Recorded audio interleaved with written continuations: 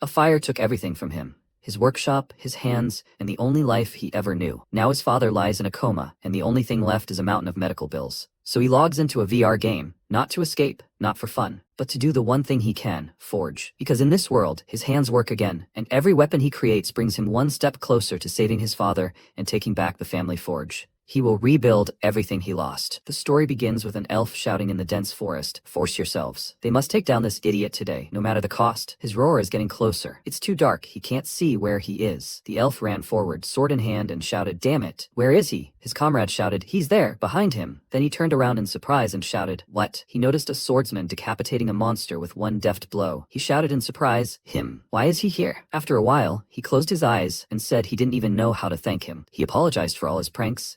He saved his life and protected the peace of their tribe. He would never forget that. With these words, he looked up at him and smiled. Then the system reported, the elf from a small village's affection increased by 10. First achievement, a stranger who has earned the trust of the elves. From now on, he can move freely throughout the elven lands. Then the elf looked away and added, "Oh, and his younger sister also wanted to say something." The elf blushed with embarrassment and, putting her hand to her chest, said something about that offer to become his companion. The system reported, relationship with the elf hunter plus 10. First achievement, first foreigner with an elf companion. He can now use elven equipment. The elf lowered her gaze and said that if it was him, she would not mind. Sometime later, they had a wedding, and a magnificent celebration began in the city. The young couple exchanged rings, and after some time, the system reported the first achievement, the first foreigner to marry an elf. At that moment, the man said, "Cut." Lee Sejin stood in the spotlight and said, he spent countless hours racking his brains over this. Ares is not just a game. All the characters in Ares are fully fledged AI that makes decisions based on their personalities. Ares is another world. At that moment, those present in the room began to say, was what he just saw really gameplay? No way. They looked so lifelike. He would never have thought it was graphics if it was true. Sejin smiled and said that this was more than just a realistic game. Purim had created a new world. Thanks to the implementation of super artificial intelligence, a divine being was born. The god of Ares evaluates players and can grant special abilities for their achievements. They will achieve nothing if they cling to the usual routine. They can become a hero shrouded in legendary glory, or gather their own army and rule like a king. In other words, everything they could achieve in real life is available in Ares. And even more, what is impossible in reality becomes reality in Ares. At that moment, those present joyfully said, he doesn't know how true all this is, but with quality like this, he definitely wants to play it. The audience was screaming, "This is a masterpiece, Mr. Sejin. Where can I buy it? It starts right now." The year is 2045, and Ares is developed by Purim Co. Ltd. The reaction to the virtual game created by the genius Sejin was explosive. It influenced not only the gaming industry, but also world culture as a whole, and the number of players overnight exceeded 1 billion. A year later, the people gathered in the square were saying, "Wow, this is even more realistic than he heard. Amazing. Yeah, really cool. It really does feel like you've gone on a journey." They were in the starting area of Ares, a village for players from levels 1 to 10. Then the man looked at his hands and said, "So, his real physical attributes and abilities are transferred here." It was no accident that they decided to only change his appearance. At that moment, the guy next to him smiled and told him to look. It's him, right? An event that's been running since the game's launch. Break a wooden dummy in 10 hits. They say 1 billion and 2 billion people have already tried to complete this trivial event, and everyone has failed. If you succeed, you'll get a VIP capsule for 50 million won and a 5-fold increase to all stats. At that moment, the guy thoughtfully said that 10 hits should be enough to break it, but his friend told him to forget it. There are almost no takers now anyway. After the national team members failed, and even gold medalist Hanal failed, everyone now thinks it's impossible. He was surprised. What, if even Hanul couldn't do it, is it even possible to complete it? He said for some reason there's so much talk about it. The guy asked, but why doesn't anyone even want to try? His friend said, well, it's because today is humanity's true last hope. At that moment, they heard a voice. Could they please step away for a minute? He turned around in surprise and said, "Ah!" Then he shouted, "Wow, he's here." The players looked in fear at the big guy who had approached them. They shouted, "Madosiok, the strongest of the primates." At that moment, the goblin's teeth tightened and his size increased, and he said, "So that's the feeling that even Hanal couldn't break, huh?" He walked forward, and the players behind him said, "He's huge. They say this guy can punch a bear with his bare hands. Why did that dummy seem so small next to him?" Just then, he approached and swung his arm to strike, and one of the people present asked, maybe he won't even need a few blows. Then Madoshiok concentrated and shouted, "Well then, look, the 50 million won VIP capsule will be his." With that, he struck, and the others were surprised. Wow, the dummy flew a meter away. Will it really work this time? At that moment, watching the scene unfold from the big screen, Kim Tae-seok asked what she thought. Soyeon asked, "What do you think?" He could only hope he succeeded. Just no more angry phone calls, she pleaded. Then she looked away and added, "If this guy doesn't pull it off after Hanol, there'll be such a scandal." They created an impossible quest for hype. Ares is only thinking about recruiting players and ripping them off. Tomorrow, all the headlines will be blaring it. Then Taeseok said thoughtfully, so if he fails, they'll have to intervene in the system for the first time. But would the director agree to that? Soyeon turned around and, clenching her fists, shouted, he, the team leader, will have to do this. He said, him, a regular team leader. She shouted, she doesn't know. If it doesn't work out, she quits. At that moment, Madoseok said in surprise, unbelievable. A system window appeared in front of him, saying the mission had failed. He should try again next time. He desperately sank to the ground and declared that he had failed. At that moment, Taeseok covered his face with his hand and declared that they were finished. And Soyeon slung her bag over her shoulder and said that they needed to get out of here before they were inundated with complaints. He'd also treat her to dinner. He walked forward and said that if he paid for dinner, she wouldn't quit. She replied that they'd see what was on the menu, and then she'd decide. At that moment, an employee pointed at the monitors and shouted, hey, team leader. A new contender had appeared. Taeseok turned around and asked, so, does he look like he can handle it? At that moment, the protagonist stood in front of the dummy. And Soyeon, adjusting her glasses, said that he was wearing the standard set they give to newbies. This could be changed by killing just 10 first-level monsters, but the weapon looked like it was purchased. Many had already tried to get by with donations, but nothing worked. The worker apologized. He'd said too much. The protagonist, meanwhile, began to take out his weapon, and Taeseok said thoughtfully, everything's fine. He himself sometimes wondered, what if? Well, he'll be back after dinner. At that moment, they walked forward, and then he turned around in surprise and asked, what was that roar? The next second, his face changed with surprise as he noticed on the screen how the dummy had split in two with a single blow. The system announced a worldwide message. Congratulations. He was the first player to destroy the wooden dummy. All stats, +5. Fame, +200. Noticing this, Taeseok dropped his glass of drink and said, crazy. What just happened? Who was that? Is there really anyone left with such abilities? Soyeon, also perplexed, looking at the monitor, said, no. Madoseok was last. Looks like an ordinary person. Taeseok was surprised. She should wait. This sword. She should check the rank of this. She sat down at the keyboard and said, 1 second. Then she looked at the monitor and was surprised. Huh? She looked at Taeseok and said, team leader, the result is somehow strange. He shouted, and of course. And it would be strange if it was ordinary. She answered, right, but it's an epic rank. A system window appeared in front of them which said, daylight, rank, epic. Durability, 3000 out of 3000. Attack power 143, limit none for creators, for everyone else, level 40+.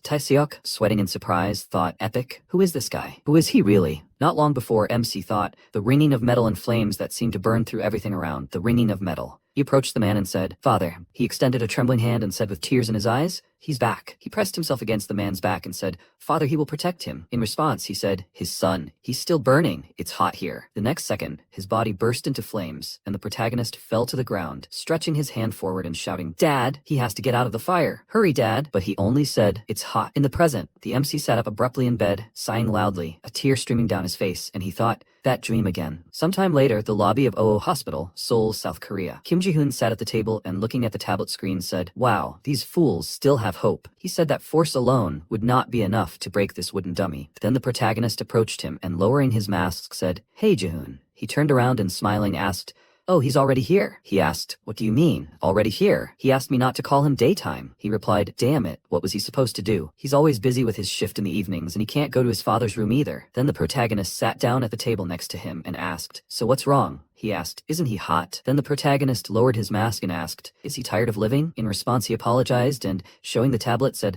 okay, they'll get down to business. He's heard of Ares, right? He specified Ares? He asked, what? He shouldn't say he doesn't know. It's the most popular game right now with cool AI, but whatever. Anyway, this game has an event for newbies. No one has completed it yet. The best players failed, but if he completes it, he'll get a VIP capsule for the game for 50 million won. He asked, and Ji-hoon smiled and suggested he give it a try. He said it himself. 1 billion people have failed. Does he think they can do it? He put the tablet on the table and said, of course, it won't be easy, but it's possible. Because if there's one thing he has a chance of doing, it's defeating this wooden dummy. The protagonist looked at him silently and then asked, what does that mean? After a while, they approached the capsule, and MC was surprised. What is it? Ji-hoon pointed at the device and said, his best friend got a standard capsule for Ares. It costs a whopping 10 million won. He shouted in surprise. 10 million won. He replied, yeah, they say standard capsules have about 85% synchronization, but that should be enough for the game, right? The protagonist, still surprised, asked, so expensive and 1 billion people are playing this?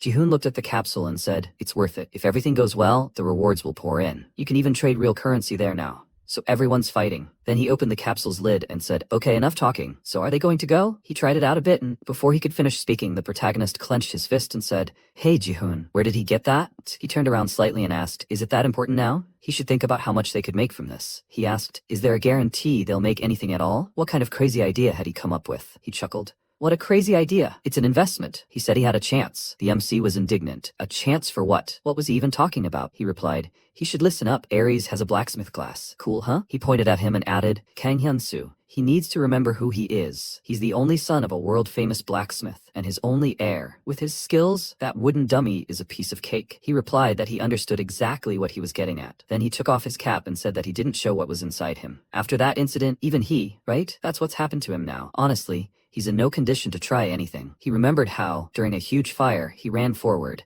stopping near the flames, and noticing a man lying on the ground, he cried out in fear, "Father!" He rushed towards him, then lifted him up and shouted that he must hold on, father. He lifted him onto his back, and then, with tears in his eyes, walked forward, continuing to shout, "Father!" He thought that day took everything from him. He barely survived, but his father never woke up, and his family didn't have the money to pay for his treatment. Then, he worked part-time at a construction site, and one of the workers looked at him and shouted, "Hey, hey there!" He heard him swinging a hammer. He should help from behind. For 10 years, he followed in his father's footsteps. With that hammer, he forged countless items, but now he can't even do that anymore. He dropped the hammer with tears in his eyes and said, "Damn." In the present tense, his hand twitched, and he said, after that day, he can't even use his right hand, let alone forge. Now even ordinary work is difficult for him. Then he put the cap on his head and added, he should listen. He knows that he meant well. He will deal with his own problems, so he should take this and return it. He put his hood on and, walking in the opposite direction, said, he shouldn't throw 10 million won down the drain, idiot. Okay, it's time for him to go to his part-time job. He went. He walked to the door, and Ji-hoon said that he was the idiot, not him. Did he think he didn't know that he was trying his best to pay the hospital bills? And how long can he go on like this? Okay, they will admit that he can live like this forever. But what about his own life? Is he really going to be crippled forever? He tells him, this will fix everything. The treatment costs about 1 billion won, right? Of course, it's a lot of money, but that doesn't mean he can just give up, right? He added irritably through his teeth. The him he knew before wasn't like this. He said he wanted to be a blacksmith for the rest of his life. He could become one. He said he was taking on these measly 10 million. He should listen to his friend at least once. Please, Hyun-soo, can't he try at least once? He won't run into trouble anymore. They should try once, right? At that moment, the protagonist remembered his father's words, and yet it was still hot. He let go of the door handle, then looked at his trembling hand. After a while, he returned to the construction site and, walking forward, thought that Ji-hoon had only filled his head with all sorts of nonsense. He needed to focus on what he could do now. He needed to earn money for his father's treatment quickly. Then he looked in surprise at the man forging iron and thought, the loud ringing of metal echoed in his heart, and in the end, he still came here. The clanging of metal had brought him here. He remembered his friend's words and, opening the capsule's lid, thought, the flame that seemed to burn through everything around him, that familiar clanging of metal. He would hear it again, father. After that, he plunged into virtual reality. A system window appeared in front of him. Welcome to the world of Aries. Character creation begins. Please enter their nickname. He said, Hyun-soo. The system reported, the nickname Hyun-soo has been created. Character customization begins. MC turned around in surprise and shouted, what? The system reported, physique analysis. He looked at his hands in surprise and said, scar. The system reported, analysis complete. Continue with this appearance? He confirmed his choice, and the system window said, character creation complete. Searching for a server. Then the protagonist clenched his fist and said, well, here's Ji-hoon. He thought it wasn't just that the scar had disappeared. The strength in his right hand had completely returned. He said, it seems he owes him 10 million won. Looks like it. He placed his hand on his chest and added, I'll have to work hard to repay him. Then the system announced that he would be summoned to a random territory. Transfer to the beginner's area. Barden Lands, Lens Forge. At that moment, a man inside the building, breathing heavily, threw a towel over his shoulder, then put on gloves and said, I will never give up, these damn instructors.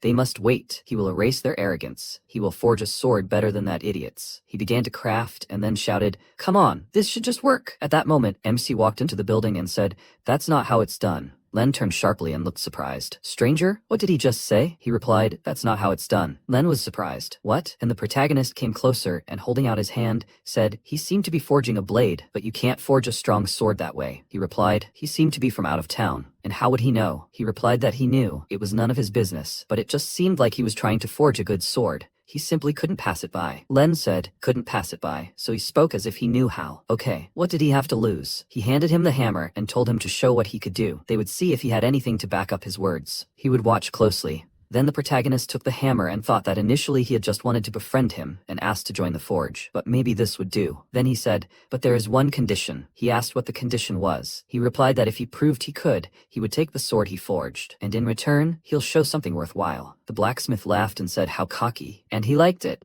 Then he stepped forward and added, I hope his confidence stays the same. However, if he loses, he'll pay for his insolence. With that, he sat down on the bench, and MC replied, of course. After some time, he began crafting the sword and thought, 3 years have passed already. He'd certainly talked a lot of nonsense, and frankly, he wasn't sure he still had the grip. But he had a feeling he could do it. Dad Jihoon, they have to wait a little longer. All the forgotten sensations were returning. The familiar clang of steel, the scorching heat on his skin. He smiled and said how good it was to be back. He thought his body remembered everything. He could do it. He struck the iron with the hammer again and again, and Len, watching from the side, said in surprise, some stranger. He thought he was just clumsily copying something he'd seen somewhere, but it seems he understands something. But this must be his limit. And yet, what is he so happy about? It doesn't matter whether he enjoys it, only the result matters here. He puts everything he has into a single skill. Then he said thoughtfully that he didn't approve, but he wouldn't interfere. He wasn't the master blacksmith in the starting area for nothing. He hoped he wouldn't get hurt. Then he looked ahead in surprise and asked, huh? He noticed the curved metal and thought in surprise, what? What kind of amazing skill was that? Was it really possible to increase strength like that? Why didn't he think of this basic technique himself? Really, it could all be over in an instant. Maybe he was just trying to impress him. He had the skill to determine item ranks. Then a system window appeared in front of him, saying, Steel, C rank, upgraded from D rank. He thought, it can't be. He stood up from his seat and thought, he'd forged C rank steel before,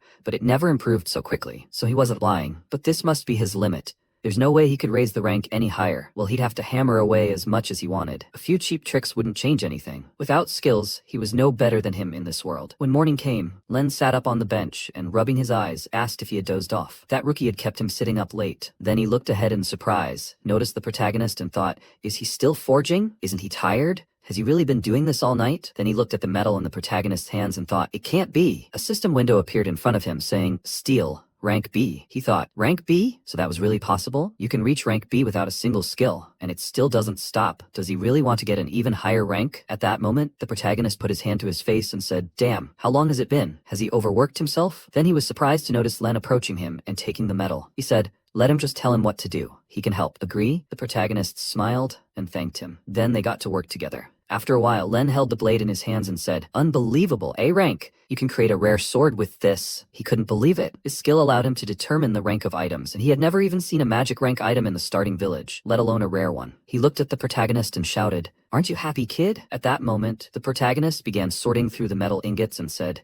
it's too early to rejoice. He was surprised. What? He said that all that remained was to finish the handle. The blade needed to be tempered so it wouldn't break too quickly. He needed to work hard to make it stronger. The blade was still far from perfect. Then Len placed the blank on the table and, laughing, shouted that he had never met anyone like him. The protagonist said that he had adored blacksmithing since childhood. He said he would forge a magic item and take it, right? He answered, yes. Then Len handed him the ore and asked, in that case, how about this? MC thought, what do you plan? He looked at the ore in his hands and said in surprise, this. He said it was mithril ore, a family heirloom that had been passed down in their family for generations. The protagonist was surprised. Why was he giving it to him? He answered, thanks to him, he learned a lot. Now he wants to learn even more. Besides, this ore is beyond his capabilities. He wants to see what kind of sword he can forge from it. Then MC looked at the ore in his hands and thought, mithril ore. Something that doesn't exist in the real world. Will he be able to forge an item from mithril that he's only heard of in legends? He's never worked with anything like that, so it's risky. Then he looked at the blacksmith and asked, how could he refuse? He shouted.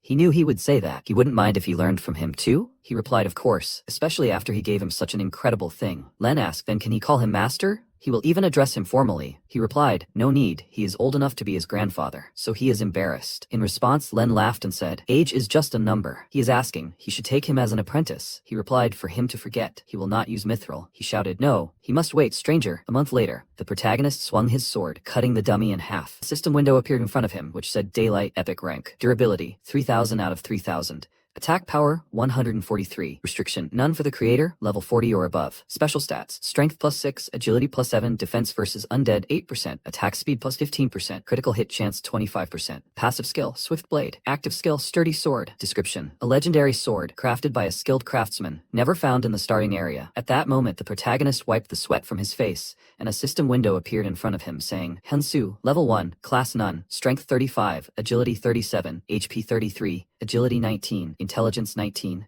Speed 353. Then everyone present began to be amazed. Wow. So he got to Ares and immediately went to the forge, got some mithril, created a sword, and completed the mission, right? In the control center, Taeseok folded his arms and said, "Actually, this is simply amazing." Soyeon looked at the keyboard and asked if he should focus on work instead, or if he was facing a demotion. He took a sip of his drink and said he just decided to take a break. There was no more information about this guy. Soyeon looked at the monitor and, placing her finger on it, said, "Hyunsu is 23 years old, currently lives in a studio apartment. He logged into the account from his friend's house." Taeseok looked at her and shouted in surprise, "Hey, she found something? She's the best." She said they already knew about what happened at the arena. She was just reading the personal information from his application. He asked if the application had arrived yet. He hadn't contacted them, so he didn't think he would accept it. She replied, "It just arrived," but he asks that his real identity be kept secret. He was surprised. "What? Hiding?" She adjusted her glasses and said, "Right, he's extremely persistent. Why is that?" And then she looked at the monitor screen and said, "Well, if rumors spread, it would be impossible to escape the spotlight in real life." Taeseok added,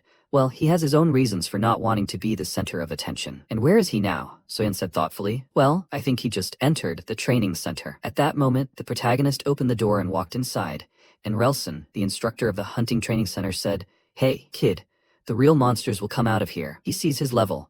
A level 1 player doesn't stand a chance. He doesn't want to waste his time, so he should get lost. He folded his arms and told him to catch a few rabbits in the area and come back when he's ready. Then MC took off his hood and thought, doesn't he see his stats? He said he'll try not to waste his time. Relson sighed and said, "What a hassle." Okay, he should take any of these swords and come over. In response, the protagonist reached for the hilt of his sword and said, "If any sword will do, can he use his?" After a while, a conversation began in the control center. He'd spent a whole month in the beginner's zone, which usually takes just 3 hours, and thanks to this, his base stats were off the charts. Most importantly, he had the only epic sword available here, and he still had no class or level 1. He'd managed countless artisans and apprentices over the years, but even compared to them, what was happening now was absurd. Should they really leave everything to the will of this world's god and not interfere? Just trust this super AI called Ares? Seijin looked at his laptop screen and asked if he was worried about this too. Team lead Taeseok. He was currently at the Barden Beginner Hunting Grounds. He probably had no idea that a legendary class offer was waiting for him. In the present, Relson frowned as he looked at the protagonist, thinking, this boy,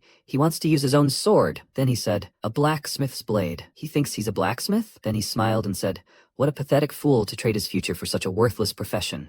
This place is swarming with monsters on 3 sides. A single trained swordsman is worth more than any lousy weapon. So why would someone who chose a profession like blacksmith even come here?" At that moment, the system reported that Instructor Relson's affection had dropped by 10. The protagonist closed his eyes and thought that he had encountered someone like that in real life. A blacksmith was now nothing more than a futile dream, but in Ares, he felt his efforts could finally be recognized. The protagonist then asked, "Who was that? Of all the swordsmen who had passed through this training hall, who was the most outstanding?" He wanted a test harder than his. In response, Relson frowned and thought, he may be rotting here as an instructor on a hunting ground, but he had trained countless students and would recognize talent when it was in front of him. He gritted his teeth in irritation and thought, some kind of newbie speaking with such confidence? The system reported that Instructor Relson had been provoked. Then he waved his hand and said, "Okay, we can try." The system reported the test was offered. Then they walked forward and Relson told him to follow him. His job is to teach newbies the basics and test them. But for all the few who show real potential, he gives a special test, a record, a test of the 3rd stage. The next second, the dungeon bars opened and several swift 6th level goblins came out. Relson asked, was he sure? Since he insisted on such a reckless challenge, the punishment would be appropriate. If he failed, he was not to appear here for a week. He will hunt rabbits. Did he understand? In response, the protagonist asked, "Is the 3rd stage the final test?" He asked, "Huh?" The protagonist slung his sword over his shoulder and said that he would like to go through it all, until the very last stage. Relson, still angry, thought, take his training so lightly. This boy is testing his patience. Then he reached for the chain and shouted, "So good. He'll see how he handles this." The next second, the grate began to rise, releasing the final, 4th stage of the trial, a monster. A mad level 15 goblin ran forward, swinging his swords. MC looked at the monsters and thought, almost no one in the entire world has passed the 3rd stage, and no one has passed the 4th stage. He pointed his sword forward and prepared to attack, then blocked the goblin's attack. The next second, the monster leaped upward, and swinging his weapon, the protagonist thought any blacksmith should understand this. He concentrated energy in his weapon, and then swung for a strike, and the system reported, Daylight, active skill, durable sword, increases physical attack by 52% and defense by 38% for 40 seconds. He thought, the power that this weapon carries. Then he delivered powerful blows and thought, there is no weapon here that can surpass his sword. The system reported that the swift goblin had been defeated. Then he looked forward in surprise, noticing a weapon approaching him. He jumped sharply to the side, but the blade slashed across his torso. Relson, watching what was happening, folded his arms and thought he knew it. A critical hit instantly. That's why swift goblins are called a beginner's nightmare. No matter how good the weapon, without skill, in the end. And then he cried out in surprise, while MC gritted his teeth in pain and said that the burning was stronger than he expected. He thought the first level had survived a critical hit. The protagonist said that fortunately, all that time forging the weapon had also increased its stats. His strength was 35 and his vitality was 33. He thought his strength and vitality were fine, and Relson thought, this is not the end. The real danger begins now. The mad goblin. At that moment, the monster charged at the protagonist, unleashing spikes of madness. The protagonist began to dodge, frowning and backing away, and the system reported a status anomaly. Dizziness. The status anomaly, decreased vision. MC closed his eyes and Relson said, this boy is impressive, but this is his limit. This is where it ends. The next second, several goblins leaped to attack the protagonist. He held his sword in front of him and thought, I must concentrate. Trust the weapon he had created, and simply do what it could. He then struck, and the system reported the epic rank passive skill, Daylight Swift Blade, increases attack speed by 1.7 times for 1 second. The protagonist then rushed forward, cutting through several monsters in his path, and thought that with this, he could overcome the level difference. At that moment, those watching were perplexed, and MC landed. The system reported, the mad goblin defeated, the swift goblin defeated. Then Relson smiled and thought, this boy, he did what no one else could. He walked forward and said, his blows looked crude, but each swing revealed the true power of the blade. He must have dabbled with a sword before. The protagonist smiled, looking at him, and said that he simply understood that a blacksmith should be able to wield the weapon he creates, nothing more. At that moment, the system reported, Relson had an epiphany. He closed his eyes and said, these muscles, the scars on his arms, I understand. So this is what he is, a true blacksmith. He apologizes for his earlier rudeness. The system reported, Relson's sympathy has reached its maximum. Then he asked, will he listen to his proposal? He says this because he sincerely respects his talent. Has he ever thought about becoming a Mad Lord? The system reported that a strike class was available for the Mad Lord class change quest. At that moment, Taeseok cried out in surprise. What? Something impossible was happening. An offer to change classes to a Mad Lord, a class that even surpasses the epic Mad Knight. Soyeon said, that alone makes him a special second-class player. Taeseok said, that's good. That's very good though. He thought, accepting the class change quest would mean cutting off his own path back. At that moment, Relson spoke up. The Mad Lord commands hundreds of Mad Knights. Will he become the guardian of this world? What will he say? He doesn't throw around offers like that. With his talent, he could become the king of knights. MC replied that he appreciated it, but he had to refuse. He's a blacksmith, not a knight. Relson said, he really is magnificent. He smiled broadly and added, truly magnificent. The protagonist thought he'd never pick up a hammer again, but here in this game, he felt it. His life as a blacksmith was starting anew. Then the system announced a hidden quest, meeting the Lord. The goal was to meet Lord Vance. Relson then handed him a scroll and told him to take this letter of recommendation and go to the Lord's castle. Someone worthy of such an outstanding blacksmith awaited him there, and as a reward for the challenge, he was to take the armor once worn by the Mad Lord. It was broken and had lost its properties, but he believed he could find a use for it. He must prove his worth there too. He must do what no one else had ever done. He believed he could do it. In response, the protagonist awkwardly scratched the back of his head and said he would give it his all. Meanwhile, Soyeon looked at the monitor and said that user Hunsu had outdone himself after all. Taeseok sat next to her and said, yes, the spark of hope hasn't died yet. The pinnacle of blacksmithing, the path to becoming a blacksmith god. After a while, MC thought, the training grounds are clear. The entrance to the village. The main quest has been completed. The training is finally over. Now, after all, it's finally beginning. In the real world, he took off his mask and said, but not before. The system reported that he had logged out of the game. He said, yeah, right? He thought he had enough to do in real life too. He looked at his zero balance and thought that he'd gotten used to the game, but first he needed to pay his father's hospital bills for the month and calculate their living expenses. Then he noticed an incoming call from Jihoon. He answered the call and his friend asked if he'd cleared the training grounds. He was too busy with work to bother logging in. The protagonist replied, yeah, he just took the quest and arrived at the village. He asked, really? Cool. Now the auction house is available to him. He should go there right away. He thought in surprise, an auction house? He said that equipment and items needed in the game are created and sold at the auction house for gold. 10 gold is 10,000 won. The trade here is so good that many people make a business out of it. That's why he dragged him to Ares. He smiled and asked, do you know what he realized while playing? He had never seen anything cooler than the swords he and his uncle made. That's why he said that with a VIP capsule and a 99.9% synchronization rate, it would be even cooler. And now they must flood this world with the works of the greatest blacksmith. The protagonist smiled and thought, there he is. Then he closed his eyes and thanked him. He started eating and thought, yes, now his path is clear. He needs to focus on crafting and quests to earn gold. To do this, he will have to watch his stamina. It's nothing compared to real forging, but the game still takes a lot of effort. He ran along the path and thought, he should wait a little longer, father. He would definitely help him wake up. After a while, the system announced the entrance to the world of Ares, entrance to the village territory, access to the auction. He must enter the name of the shop to list items. The protagonist pointed his hand forward and said, Hyun's Forge. The next second, he found himself in front of a huge building, and the system announced that Hyun's blacksmith shop had been created. From now on, he could use the auction anytime and anywhere. He looked at it thoughtfully and wondered what to list first. Besides the Gwangmyeon, he only had one prototype, which he forged in the forge. This one was of rare rank. The average price for swords of a similar level was around 100 gold. A system window appeared in front of him, stating the item was Hun's first sword. Class, rare. Restrictions, levels 1 to 30. Attack, 36. Durability, 1000 out of 1000. Special abilities, +2 strength, +1 dexterity. Active skill, quick draw. Description: the best sword available to a level 1 user, crafted from the crudest materials. MC said Jihoon said not to set the price too low, maybe 100 gold? Then he set the price and said, I hope there's some good news. While he waits, he'll find out more about the village. At that moment, players noticed the auction and started discussing whether it was created by a player without a class. Unusual. And yet, why is the price still rising? Then user Blam wrote,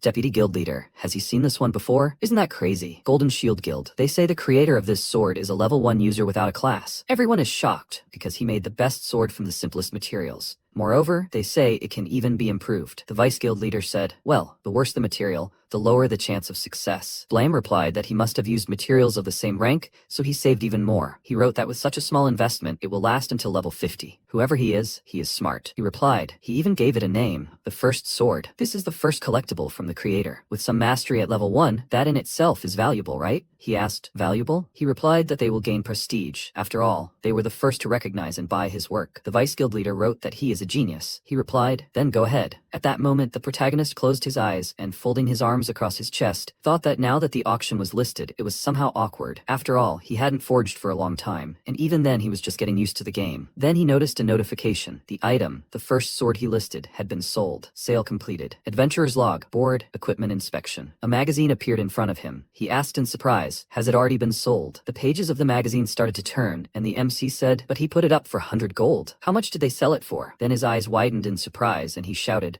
1,000,001. That's insane. Was the buyer the Golden Shield Guild? There was a message attached to the purchase. Hello, this is Blam from the Golden Shield Guild. They are honored to acquire Hun's first artifact. Their guild's doors are always open to talented people. If he is interested in an exclusive sales contract or guild membership, please do so. He thought, the Golden Shield Blacksmith Guild, 780,000 subscribers? Jihoon said that gaining subscribers is much harder than leveling up. The more subscribers, the more people follow him, and attention leads directly to profit. As for the subscribers of the Hun Blacksmith, only 82. Well, still. The system reported, opening a message window, and a huge number of journal pages flew around. It said, Blue Hammer Guild, here's a shocking offer. Hello, this is the Artemis Guild. Hello, the Truth Guild. The Bossum Guild wants to invite him. They would like to invite him to join the guild. They will support him. Please, he must join them. The system reported that offers to join the guild keep coming in. The protagonist thought, Ares is waiting for blacksmiths who disappear from the real world. The value of a craftsman's skills shines brightest when backed by precise data. But now is not the time to join the guild. He approached the Lord's castle and thought that he hadn't even demonstrated half of his skills yet. His true value would only now be revealed. At that moment, inside the castle, Vance asked, is it really impossible? Bell looked at him and smiling said,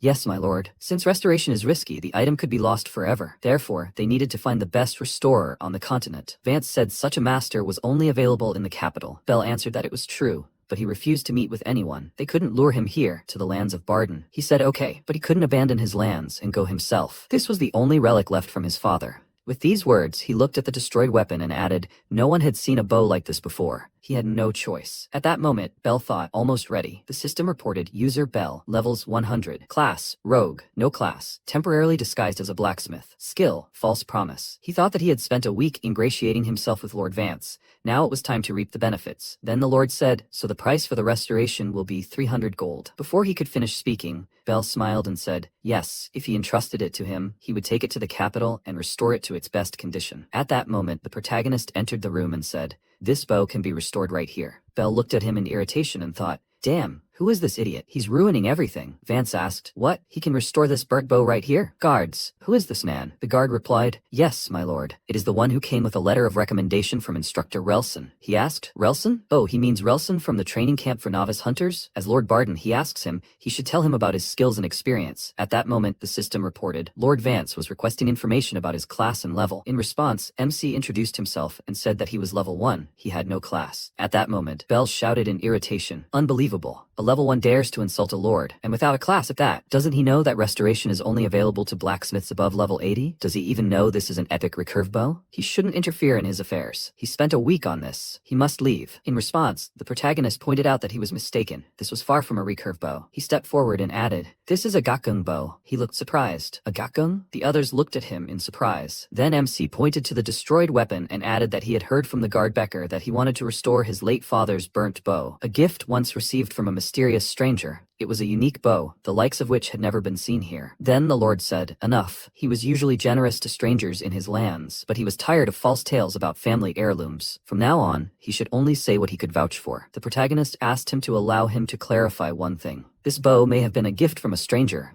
but wasn't it made here, in these parts? The Lord looked at him in surprise, and he said that, on the way to his hall, he had noticed a painting of animals similar to water buffalo. Their horns were considered a valuable material even in his world, but he was struck by the curve of this bow. Whale sinew had been used instead of ox sinew. How could this be explained? Then Vance closed his eyes and, frowning, realized he was right. The stranger had been a friend of his father's, a blacksmith. The painting he had seen depicted giant water buffalo, monsters from the Barden swamps, their horns and whale sinew from Barden Harbor, both extremely rare. He had crafted a gift for his father from them, the finest ever made in Barden. He had noticed something that even a blacksmith of his level had missed. At that moment, Belle looked at him indignantly, and Vance folded his hands in front of himself and said he couldn't just let his father's relic decay. He wanted to entrust it to someone, if only there was a way. He said, His name is Hunsu. If he didn't mind, he'd like him to restore this relic. At that moment, a system window appeared in front of him, saying, The related quest has been accepted. Restore Lord Vance's gakgung. Rank A. Reward 50 gold. Then Vance looked at Belle and said he could go. He'd call when needed. In response, he bowed and said, Yes, he understands. Then he turned an irritated gaze to the protagonist and thought,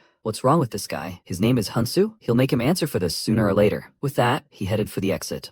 Then the Lord looked at the protagonist and asked, So what do you need to restore the bow? He replied that if possible, he should obtain water buffalo horns and whale sinew. He would also need oak, mulberry, bamboo, and finishing tools. The system responded, and he named all the materials the bow was made of, revealing the method for restoring the gakgung. Gakgung arrow, restoration requirements, level 60. Materials, giant water buffalo, whale sinew, bamboo, mulberry, oak. Alternative materials can be tested. The failure rate during restoration is below 70%. Failure destroys the item. At that moment, MC remembered how in the past he called his father and asked if he could just bend it like this, right? He looked at him and said, He told him, Dad can do it himself. Then he patted the protagonist on the head and asked if he really liked making bows so much. His hands were all calloused, but he still didn't give up. He replied that he just liked doing it with him, Dad. He replied that if he tried hard, he would teach him to work with steel when he grew up. In the meantime, he should get used to the material for the bow, to feel it in his hands. The protagonist smiled and replied, Okay, Dad. In the present tense, a tear fell from his face, and he thought, Yes, Dad. Thanks to the capsule, their destinies crossed here, and with their skills, he can do everything the way he taught him. After a while, he sat down ready to work, and Vance entered the room and, smiling, said that he would also help. Sometime later, night fell. MC was busy making a bow,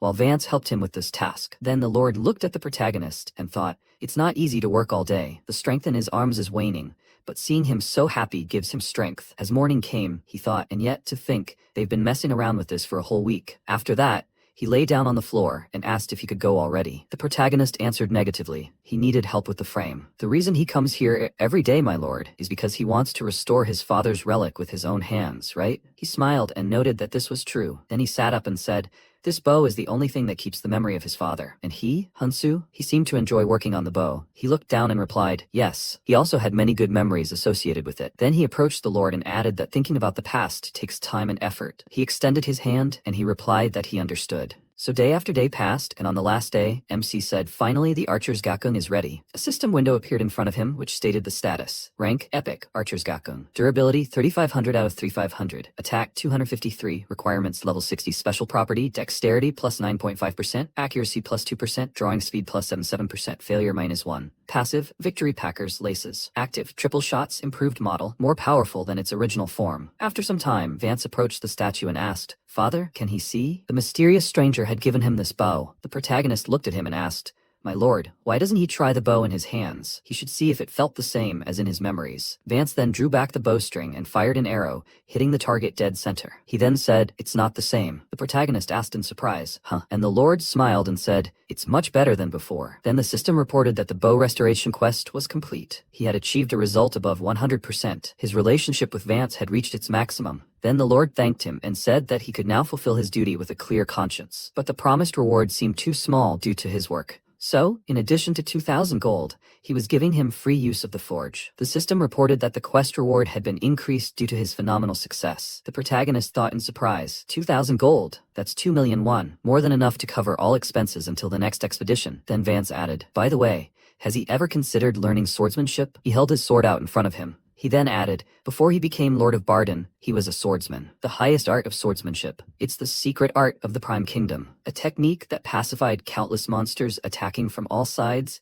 and brought peace to Bardon. He was undoubtedly a natural-born blacksmith, but he also saw something else in him, a talent for swordsmanship. In addition to what Instructor Relson had written in his recommendation, seeing his personality convinced him. Excellent physical fitness and lightning-fast reflexes when handling tools. Incredibly deep knowledge and understanding of all types of weapons. On top of all this, he would share with him a piece of his swordsman essence. A system window appeared in front of him, stating the task, fencing training. Rank B, reward, excellent swordsmanship. He must reach 80% mastery to gain the skill. Then he came closer and said that they were running out of time. He shouldn't fall behind. If he worked as hard as he did in his workshop, it would be more than enough. And MC thought, well, it looks like he'd received an unexpected gift. And so a busy month flew by, creating his own gatgun, restoring the rusty armor of the Mad Lord, and then sword training complete. After some time, Vance asked, was he leaving already? The protagonist sheathed his sword and confirmed it. Then he said that thanks to him, he was completely ready. The Lord asked where he was heading now. He looked at him and said that now he thought it was time to get a real profession. Vance added that if he ever needed midnight, he could always come here. After that, the protagonist walked out the gate and thought that he had said goodbye to the Lord. It was time to pack his things before leaving. The new equipment he'd forged and restored over the years, the Mad Lord's armor, was durable enough to compensate for its low damage deflection skill, and a brand new Gakun with a 60% accuracy bonus. He flipped a page of his journal, or perhaps added it to cover living expenses for the upcoming quest. He crafted several rare-grade bows and put them up for auction. The auction listing said it was Hun's second bow. Class Rare, durability 2400 out of 2400, attack power 94, level limit 0 to 60. Special abilities, dexterity +7, accuracy +13%. Passive skill, powerful shot, piercing arrow. A unique bow crafted entirely from materials found in the starting zone, something that might never be replicated. He said he'd see how much it went for this time. Meanwhile, Sojin, the leader of the Golden Shield Guild, looked at the system window and said, unbelievable. Even Black, the #1 player in Korea, couldn't create a bow like this at level 10. But this Hyun, at level 1 and using only low-quality materials, was still able to create such a bow. Smith, the best blacksmith in the world, had said so himself. After all, Ares rules in this game. If he is touched by a player's actions, he will grant them a suitable profession, skill, or title. Forgemaster Hun is already capable of creating artifacts of this level. Yes, just like Smoth. He's the one who holds the legendary class title. After a while, MC looked at the amount and said, unbelievable. The final auction price is 2,050 gold. Someone paid 2 million in real money for a bow in the game. Then he thought, subscribers 3,200. Invitations to guilds and work orders are pouring in so often that he can't keep up with them. Then he slammed the journal shut and said, so, onward. He thought, to the sacred land of blacksmiths, to the blacksmith's tower. After some time he set out, passing through forests, fields, and rivers. After a while he stopped at a huge tower and, wiping the sweat from his face, said, finally, the blacksmith's tower. It was even more majestic in person. Then he approached the door and, noticing a stone attached with chains, asked, but how can I get inside? A system window appeared before him, saying, this is the blacksmith's tower. To become a blacksmith, he must break the seal with a sword forged in a magical forge. The protagonist reached out to the stone and said, it's a seal, like a stone, basalt, some kind of volcanic rock. Then he looked to the side and, noticing the door, said, a magical forge then. After that, he walked inside. The system informed him that he had entered the magical forge. Here, he can train in the blacksmithing skills required for the trial. Materials and tools are provided indefinitely. Production time is also significantly reduced compared to a regular forge. However, the swords created here can only be used for the trial. The protagonist said, The trial is to break a stone seal with a sword, I see. So they're only testing his blacksmithing skills? A sword capable of cutting through stone. With these words, he picked up a hammer. Meanwhile, Deng said, useless idiots. They all look the same. How much will he earn if he learns this? What can he do to earn gold quickly? He took a sip of his drink and said, all they think about is churning out junk with their skills. None of them care about the true craft of a blacksmith. He wiped his mouth and added, the way of a blacksmith is already dead. Everyone is here only for gold. He was the master of the blacksmith tower. Then he added, if all he wanted was the title of blacksmith, then he should get it however he wanted. He then poured another shot of alcohol and said that if he just wanted to cobble together a sword and swing it around without a soul, then that's exactly what he'd get. His role here was over. No one would ever cut the sealing stone. Maybe scratch it at best. Then he frowned and said, no, absolutely impossible. At that moment, MC said he would forge a Damascus blade. He put on the glove, and the system reported that only master blacksmiths could forge Damascus steel. They recommended starting with a simple iron dagger. He said, with unlimited materials, if you know the method, you can at least try. Then he closed his eyes and remembered his father saying, Hinsu, even a sword can cut stone. He would pass on to him the forging method he once developed. The protagonist declared that if he followed his father's teachings, he would succeed in this task. Perfect smelters and equipment created by magic, everything necessary for forging Damascus, an unlimited supply of various ores, even a reduced production time. This game is simply insane. He struck the metal with his hammer and shouted that he would forge with all his heart. Meanwhile, Dung lay on the windowsill, lost in sleep. But the next second, he suddenly opened his eyes, screaming loudly. He looked out the window and asked, what is that shaking? The tower, it's shaking. Someone is forging. Then he went down and looked outside again, asking, what on earth is going on? Then he noticed the stone split in two, and the door began to open, releasing a bright light. He said, it can't be. Someone cut the sealing stone. At that moment, MC approached him. He said, the god of blacksmiths has finally appeared. The protagonist awkwardly apologized and asked, did he pass the test? After a while, they started descending the stairs, and Deng said that until now they had been measuring abilities by the sealing stone.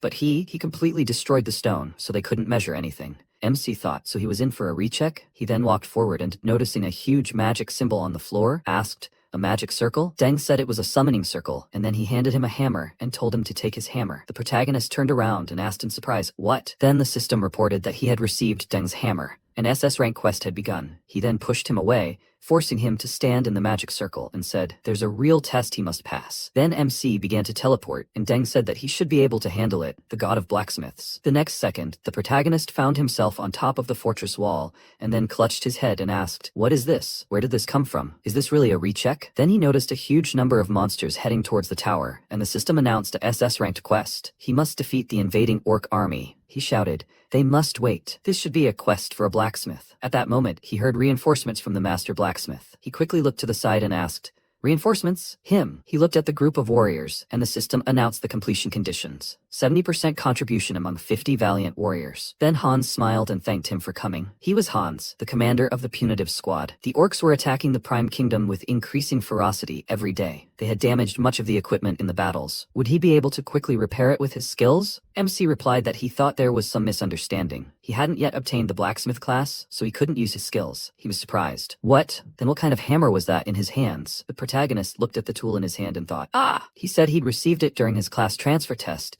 and was sent here for an additional mission. Then Hans asked, so he has no combat experience? MC awkwardly scratched his head and said he was still a complete rookie when it came to combat. The commander then folded his arms and thought he'd send reinforcements, but instead they'd been given a rookie who they'd have to keep an eye on. A special guest, indeed. Then he said, their situation is dire right now, so please, he should wait it out in the watchtower. There's a safe place there where they can wait until they return. The next second, an axe flew past them, but the protagonist swung his sword with lightning speed, tossing the weapon aside. Hans looked at him, puzzled. Then the protagonist smiled and said he knew he was still a rookie, but could he join the fight? He thought. So that's it, this is a double check. And Hans looked at him and thought, so he's the one calling himself a rookie. After a while, they went to the battlefield, and MC thought, if he fights like he did with the goblins, everything will be fine, right? Then Hans asked him to follow Ben's squad. He'll explain everything. Then Ben smiled and told him to take care of them. He walked forward and said he was taking command. A crowd of monsters headed towards them, and the protagonist thought, this pressure is completely different from what it was with the goblins. So this is what a real battle is like, but he doesn't think he'll lose. The next second, he charged, decapitating the monster standing in front of him, and the system reported that he defeated a level 10 orc. He received 86 experience points. He thought his month of training had paid off. The system reported he'd leveled up. At that moment, Ben, defending himself with his shield from monster attacks, looked at the protagonist and thought in surprise, he really has no class? He's amazing. Then MC quickly glanced to the side, noticing a monster leaping forward and thinking Ben was in danger. He changed his weapon to a Korean bow, then drew the bowstring, and taking aim, fired, hitting the monster squarely in the chest. Ben turned sharply and looked at the protagonist in surprise. The protagonist then fired another arrow, piercing several more monsters. After that, the system reported he'd leveled up. Ben looked at him and thought he'd sent that huge orc flying with a single arrow. Was that even possible? At that moment, Hans shouted, "He needs to pull himself together, Ben. The orcs are targeting Hansu. They're attacking." At that moment, he looked at the protagonist and ran towards him, thinking that he was in trouble because he was saving him. He frowned and thought, how could he have gotten distracted in the middle of a fight? Because of him? Because of him, Hansu. At that moment, the monsters had already pointed their weapons at the protagonist, and at that moment, he used the weapon change, Daylight. He swung his sword and shouted, "Fury." He dealt several powerful attacks at once, turning and moving forward. The system reported, Fury indiscriminately attacks all enemies within a 10-meter radius. Then he dealt several more attacks to the next monster,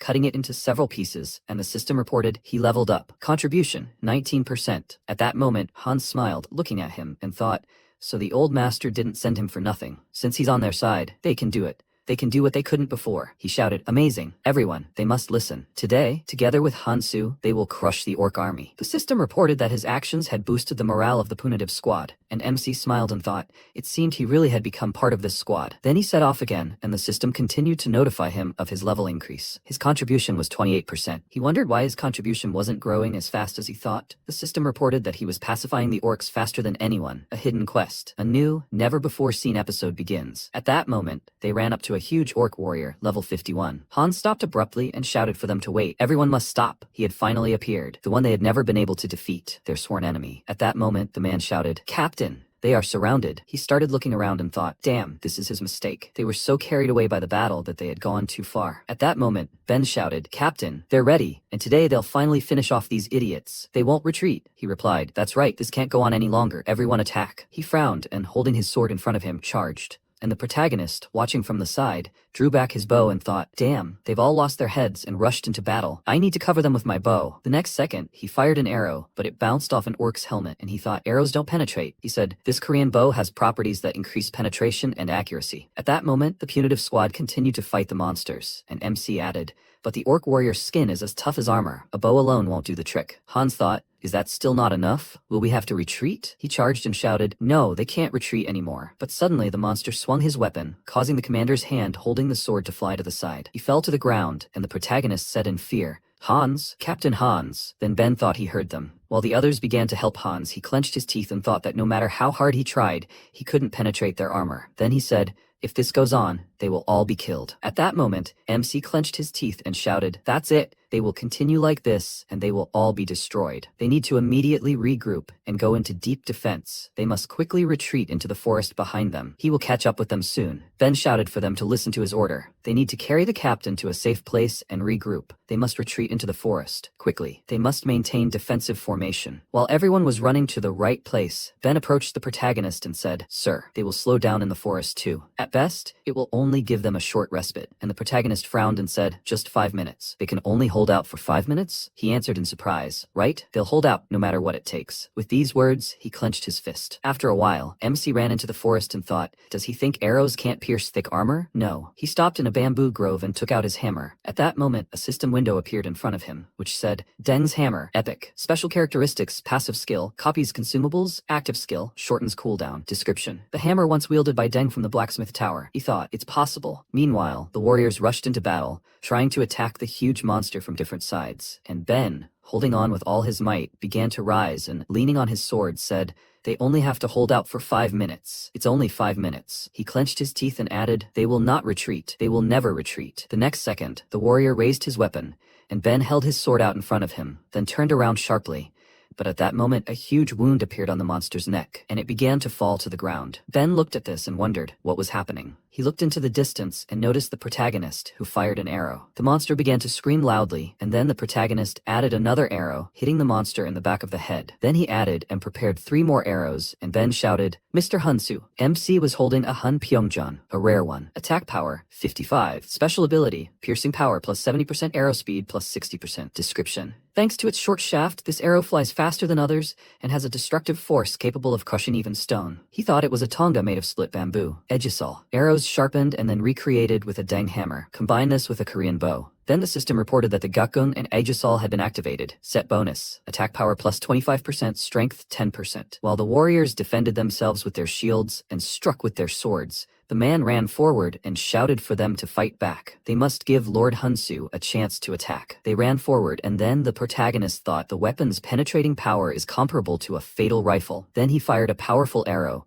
hitting the huge orc right in the chest. The system reported that he had defeated the orc warrior. He had leveled up. He had earned the title of Orc Slayer. Attack power against orcs increased by 15%. The orcs now fear him. Then one of the monsters threw down his axe and began to run in the opposite direction, and the punitive squad screamed. The orc warriors are scattering in terror. They must catch them. MC then ran forward, kicked off the ground, and leaped upward, aiming at the monster and firing an arrow, destroying its head. After a while, the system reported a rank SS mission: subdue the invading orc army. Total contribution, 92%. He completed the mission with a phenomenal result. At that moment, the protagonist stood on a hill while the members of the punitive squad shouted, "Sir!" The system reported that the punitive squad was delighted with his success. The punitive squad trusts his leadership. A hidden item has been obtained. He who leads on the battlefield. The special stat, Charisma, has been increased by 10. At that moment, Hans, holding Ben's hand, approached them and said, "Sir Hansu." He turned and said, "Captain Hans." He smiled and said, "They've only been able to defend themselves for so long that he never hoped to live to see this day. Their cherished dream, victory over the orcs." He slapped his chest and shouted, "I'm so grateful." Tears welled up in his eyes, and the other members of the punitive squad also slapped their chests. MC followed suit and said he was grateful too.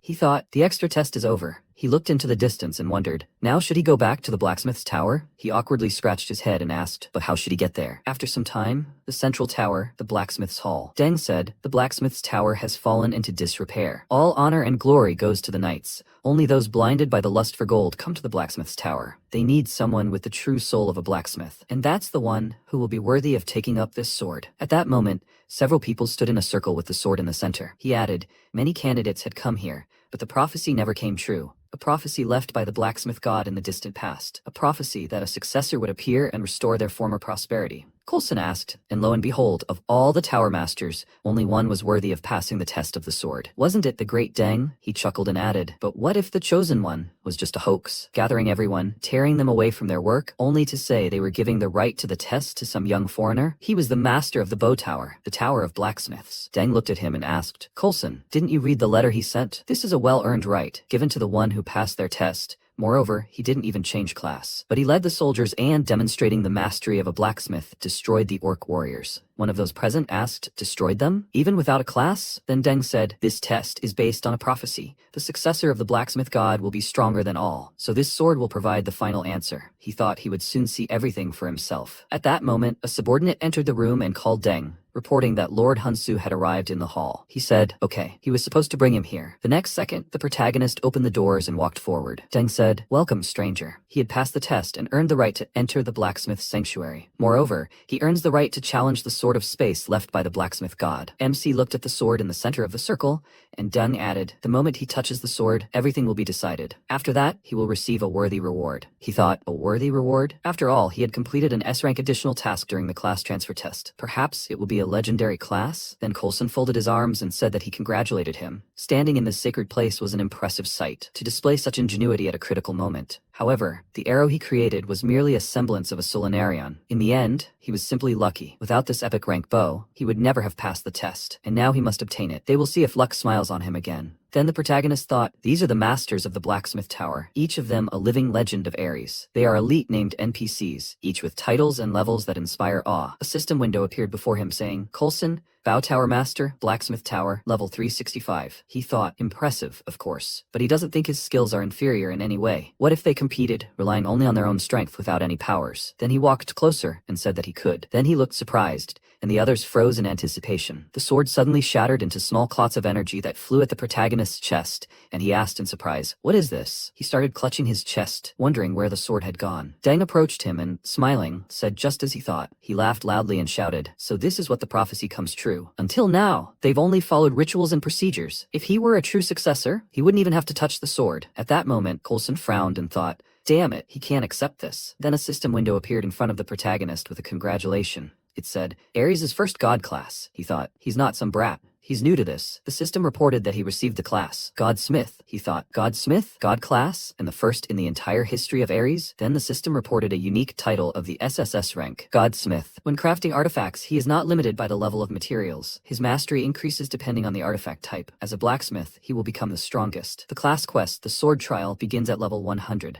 Those present began to mutter. The sword had chosen this stranger, meaning as the prophecy stated, he was the successor to the blacksmith god. The next second, Coulson shouted indignantly. He couldn't accept this. They, the Tower Masters, were waiting for a great successor who would receive the revelation of the blacksmith god. It couldn't be said that the sword's choice was the will of the blacksmith god himself. At that moment, Deng shouted indignantly, Coulson, the prophecy is immutable. He turned and shouted, this is not a farce. The successor must be recognized by all the Tower Masters. This is also part of the prophecy. Therefore, he, Coulson, the master of the bow tower, challenges him, the stranger, to a blacksmith's duel. With these words, he pointed his finger at the protagonist and added that only if he defeats him in this duel will he recognize him as the successor. But if he wins, he'll renounce the title bestowed by the Sword of Prophecy. He'll renounce it. Deng shouted indignantly. He's gone mad, and the others must seize Coulson immediately. But those present began to awkwardly avert their gazes, and Deng thought, these guys? Coulson said, running away is also an option. In that case, he'll make him Deputy Tower Master, if of course he obediently undergoes his training. Then he laughed loudly and MC said, very well, he accepts the challenge. A secret skill was used. Coulson said, blacksmiths. The protagonist added, they speak through their skill. The system reported, now he can use divine crafting.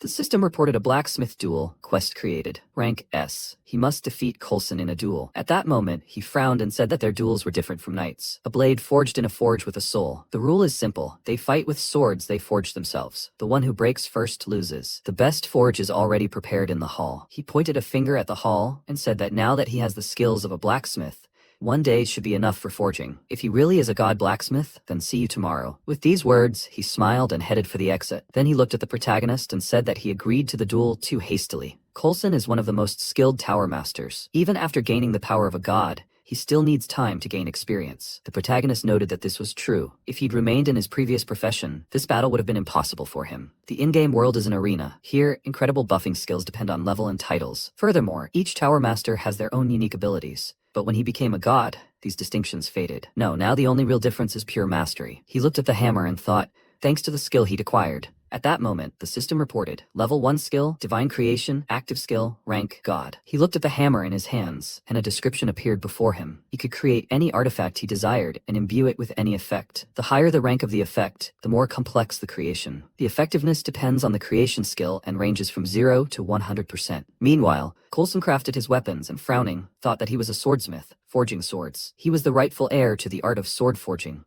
passed down through generations, inheriting his father's craft. But then someone far more skilled appeared. So instead of a swordsmith, he was forced to become a master of the bow tower. It was bitter, but he decided to resign himself and serve the great Deng. But this Deng had brought some stranger, a nobody, and elevated him above him. He gritted his teeth in frustration and thought that he would not tolerate this. He swung his hammer, then delivered a powerful blow. Meanwhile, MC, sighing with fatigue, looked at the blank in his hand, and Deng, watching him, thought, the process of imbuing artifacts with abilities and effects follows the basic law of equivalent exchange. To gain an advantage in this duel, he must emphasize durability and maximum force, the weapon's ability to destroy. This means that to obtain the desired ability, he will have to forge an item of the highest rank. But Hyunsu's durability and properties are only of the rare rank. Hyunsu, what are the plans and abilities of a blacksmith god? After some time, the opponents met in the arena, and Coulson, smirking, said that since he didn't run away, he guessed he must have forged something overnight. They would see if his creation was truly worthy of the heir of the gods. Then he began to draw his sword from its sheath and added that he should first let him present his sword. He pointed the weapon forward and a system window appeared before him. Coulson's Dark Knight, unique. Durability, 12,000 out of 12,000. Attack power 654. Special abilities, durability plus 15%, sword mastery plus 2 levels. Passive skill, weapon destroyer. Active skill, Light of the Dark Knight. At this moment, Deng folded his arms in thought,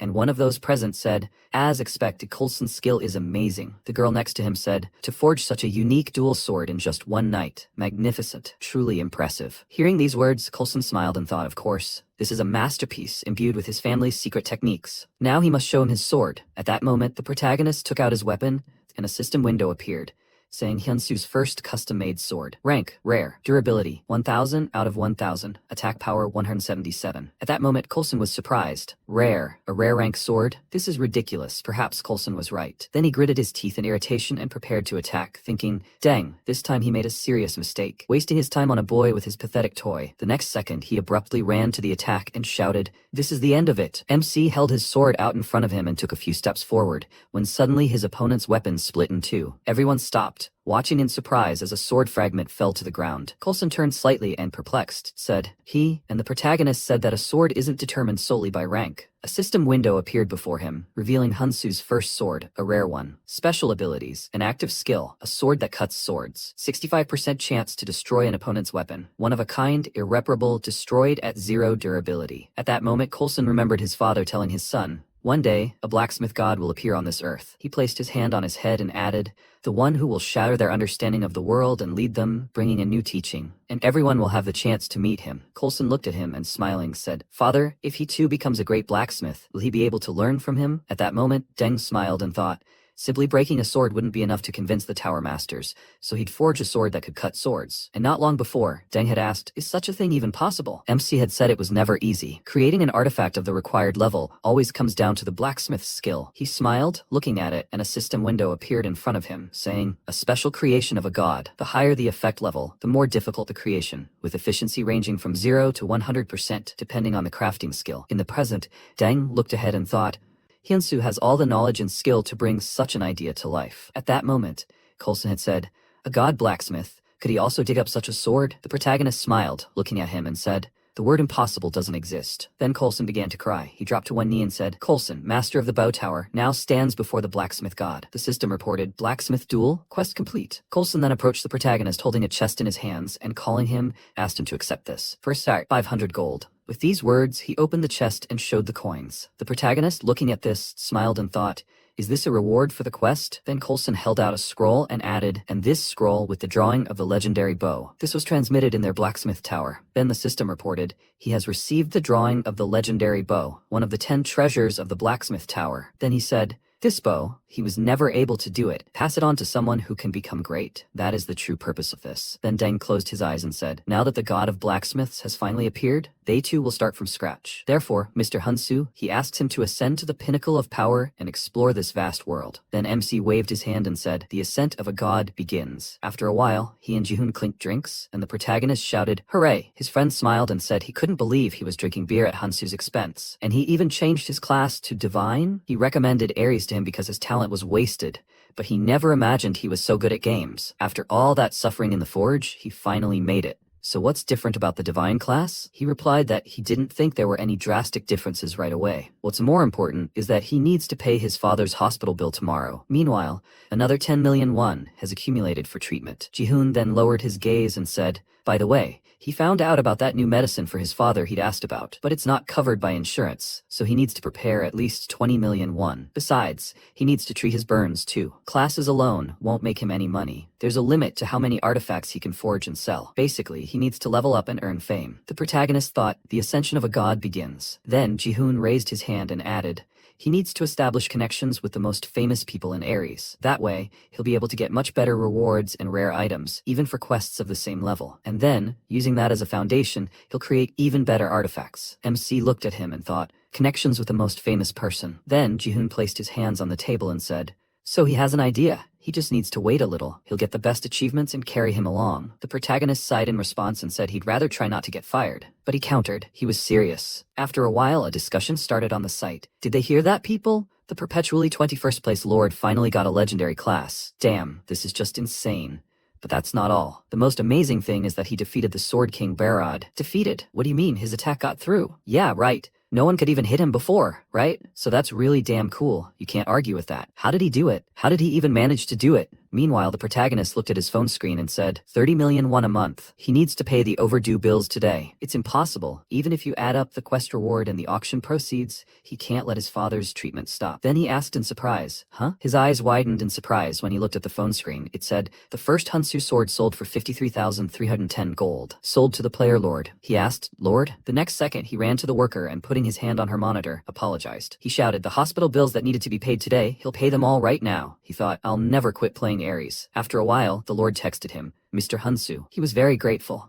Really, Mr. Hunsu. Thanks to his sword, he was able to fulfill his dream and pass the Barad trial. If people understood the true value of the sword he created, they would realize that the 50 million won he paid was a mere pittance. Cutting through the blade of the Sword King himself and breaking through his defense, even he was clearly surprised. Mr. Hunsu, the king of the Goyard Kingdom, the Sword King of Barad, is waiting for him. He wants him to forge a sword for him. He was surprised. The Sword King of Barad? The Lord asked him to go and meet him. After a while, the protagonist went outside, raised his head up, looking at the bright sun. He thought he could pay for his father's hospital bills and the new medicine. He must meet Barad, and he would get his lost forge back too. After a while, Kanhyuksu got out of the car and, looking at the building, said, "A forge in their day." Hansu, there was only a month left until their agreement expired. After a while, MC answered the phone in surprise and asked, "What? Barad? He can't meet him?" Jihoon asked, "Does he think he can do anything just because he's a divine class? A level 10 newbie is going to meet the king? To meet a high-level NPC, their level and fame must also be high.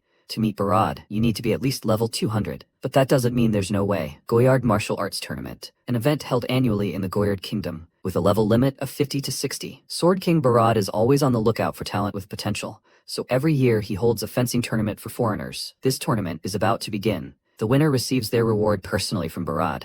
If he wants to meet him right now, this is his only chance. Sometime later, the protagonist was riding in a cart and, looking away, remembered Deng's words. Mr. Hunsu, he recalled, he must go to the land of Castle. This is a land on the border of the northern kingdom of Drum, where hellish undead rage daily. There, his abilities will be needed more than anywhere else. He thought about the land of Castle, a war zone where they repel monster invasions. According to Deng, this is the best place for quick leveling, exactly what he needs. He must handle this, whatever the quest. After a while, the system reported that he had entered the territory. At that moment, Render looked at him and, smiling, asked, "Are you reinforcements from the capital?" "Excellent. Any fighter is worth their weight in gold now." He was a level 76 centurion. He added, "The number of advancing undead is growing." MC came closer and said, "He says it's growing. Do you know the reasons?" He looked at him and replied, "Well, when the sacred Rama's bell rang in the lands of Kassel, the advancing undead weakened, and it was easier to deal with. Until recently, the ringing of the Rama's bell scared away even the distant undead." The protagonist thought, so that's how the system works. Then Render added, "But recently it's shattered into pieces. They were caught off guard and barely had time to strengthen their defenses. The enemy sensed this and began to gradually creep closer." The protagonist asked, "Can it be fixed?" He was surprised,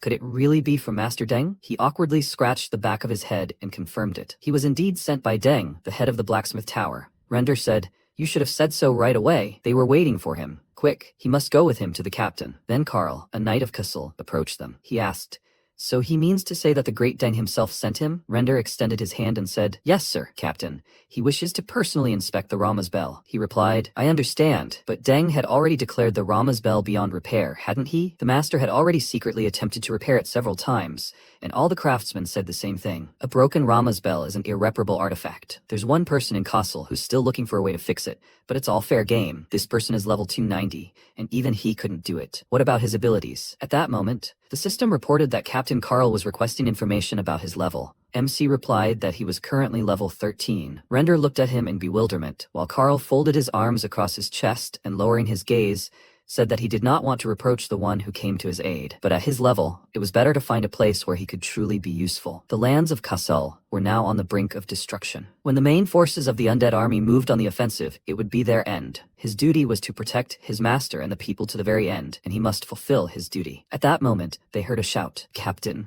A warrior ran up to them and, pointing a finger to the side, shouted, "The undead are attacking the eastern wall. Ghouls! A huge flock of ghouls is rushing here." At that moment, level 41 ghouls were approaching them, and Karl waved his hand to the side and shouted, "Alarm! They must hold the gates at all costs." His subordinate replied, "Yes, sir." Then Karl stepped forward and said, "Render, follow him." He replied, "Yes, sir." Then the captain added, "And more." He turned and said, "Everything they discussed must remain a secret." "Understood?" The protagonist answered affirmatively, then thought, if everything goes like the war with the orcs, he can handle it. A system window appeared in front of him, revealing a quest for a territory battle. He must repel the ghoul invasion and defend the gates. Meanwhile, the ghouls continued to approach the castle. Letting out loud screams, they began to scale the walls, while the guards tried to stem the tide of attack. At that moment, MC stood on the wall, aiming his bow, and Render looked at him and shouted, "The undead are hard to kill without a weapon imbued with holy power. That's why you have to hit the same spot over and over again." But the next second, the protagonist fired an arrow, piercing the head of one of the monsters. Render, frowning, looked at him and thought in surprise,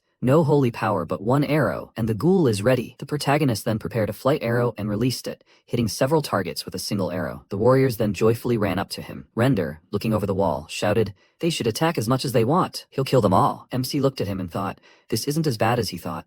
If this keeps up, they'll get through this. After that, he looked ahead in surprise, and the system announced, a new story is beginning. He must defeat the giant ghoul. At that moment, a huge creature with 4 arms appeared in front of the castle walls. Render screamed in fear. Now a giant ghoul has appeared. We need to call the captain. The level 89 giant ghoul opened its mouth, showing a long tongue, and Carl, fighting at the gate, shouted, "Damn." Render, noticing this, said, "Captain Carl is holding the gate. He has no free men." He clenched his teeth and nervously added, "If this keeps up, the wall will fall." But at that moment, the protagonist said he would distract them from this monster. He was surprised. What? How could he? How could he? But before he could finish speaking, the protagonist pushed off the ground and plummeted downwards. While the other guards screamed in fear, Render shouted, "It's too dangerous to be alone." But the protagonist flew further and further, approaching the monsters. Falling downwards and flying through the monster, he dealt several blows, then ran along the wall and landed in front of a huge ghoul. He frowned, looking at his target, and thought, great, he should deal with it. The next second, he leaped forward, and the huge ghoul extended his hand towards him. MC started running further, and thought that first he would drag it away from the wall. Had he managed to get its attention? Then he turned sharply and noticed the monster's huge leg heading towards him. He gritted his teeth and began to dodge the monster's legs, moving from side to side. He screamed loudly and tried to run faster, then turned slightly and wondered why he was so fast. Then, the next second, the system reported a weapon change.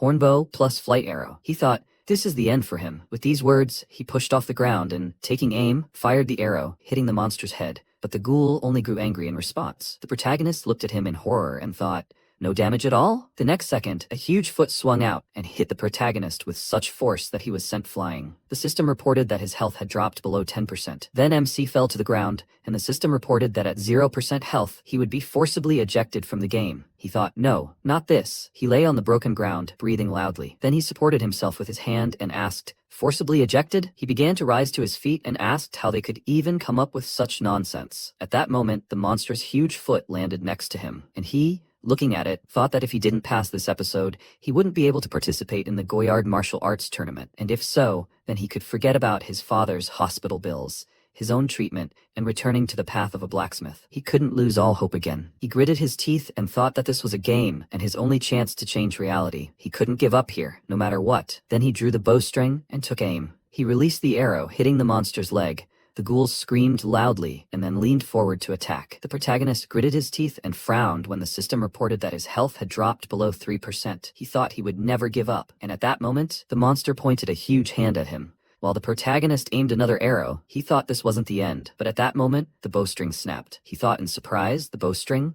And then he abruptly turned his gaze to the monster's hand, and then it fell upon him from above. His health bar seemed to shatter, and he began to fall into the abyss. He thought, is this the end? No, he clenched his fist and thought, not like this. He refuses to give up so easily. He moved his hand forward, and at that moment, a system window appeared saying, special condition met. With his health below 5%, his will and thirst for life meet the requirements of a godsmith. He can learn a new skill. He thought in surprise. A new skill? The system reported he had learned the skill Emergency God Creation. He can begin Emergency God Creation. He must forge a weapon in 20 seconds. Weapons created with this skill can only be used for 30 seconds. MC said that this was his chance. Then the system reported Emergency God Creation begins. 19. He thought this was his last chance. He created a hammer and reached for it. Then the system window said, 18. He can choose materials. 17. He thought, past this episode. The system continued the countdown while he began to intensively strike the hammer on the workpiece. He repeated the action over and over, and in the final seconds, his sword was ready. After that, he swung his arm to attack and let out a loud cry, flying forward. He used the Sword of Death oath. He delivered a slash in front of himself and flew past the monster. And the next second, the monster behind him split in two and fell to the ground. At that moment, the protagonist turned around and, smiling slightly, said,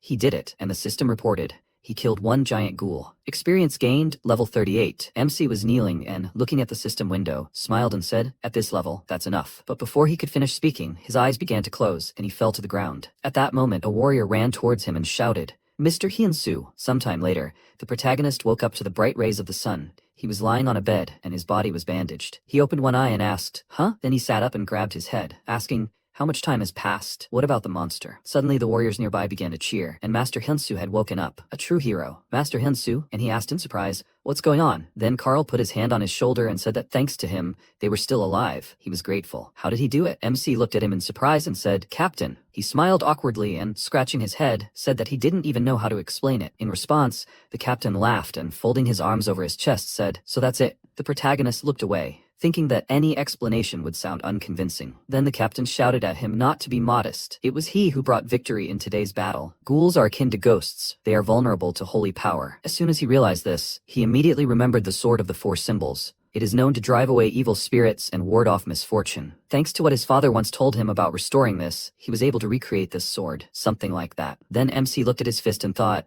he was so glad that everything worked as he thought. Then the captain said, "Oh yes, he must reward him." He handed him a bag and told him to take it. The next second, the system reported that he had received 200,000 gold. The protagonist took the bag and sheepishly thanked him. He thought, there, 2,000,000 won. And then Carl coughed into his fist and, blushing with embarrassment, said that he was wrong to think that he was the same as the other outsiders. He bowed and asked for forgiveness. And the protagonist shouted in surprise, "Captain." He extended his hands to him and added, "Captain, everything is fine." He is grateful that he believed in him. Carl took his hands, and the system reported that his connection with the sword had reached the maximum.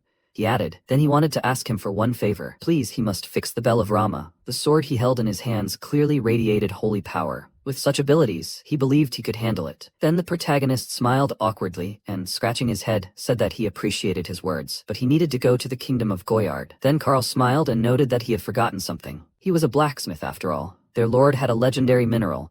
If he fixed the bell, he could give it to him as a reward. MC was surprised. A legendary mineral? After a while, they entered the castle and stopped at a tall door. Carl turned around and said, "Well, what is it?" He then opened the door, revealing the broken parts of the bell. He said that this was the Bell of Rama. The protagonist looked at it in bewilderment and thought that it wasn't just broken, it was shattered. Then Carl turned to him and, smiling, asked, "So he says he can fix it?" Was he supposed to believe that? But the protagonist smiled and replied, "Well, yes." He thought it was worse than he expected, but there had to be a way. At that moment, Belle entered the room and said, "Captain." She came closer and declared that it couldn't be fixed. She got close to the protagonist's face and said, "Even she, at level 290, can't do that." "And he claims he can?" She smiled and added, "He's just a scammer, right?" Not long before, Belle announced that she was leaving the guild. The Golden Shield Guild leader shouted in surprise, "Belle, no. Team leader Kim, what is she talking about? Leaving so suddenly? Does she not care about everything she's achieved?" In response, Belle looked away, folded her arms, and said that it wasn't true, but now she was just tired. The leader said, "No, not if she brings the blacksmith herself this time." And she pointed her finger at him and, frowning, shouted,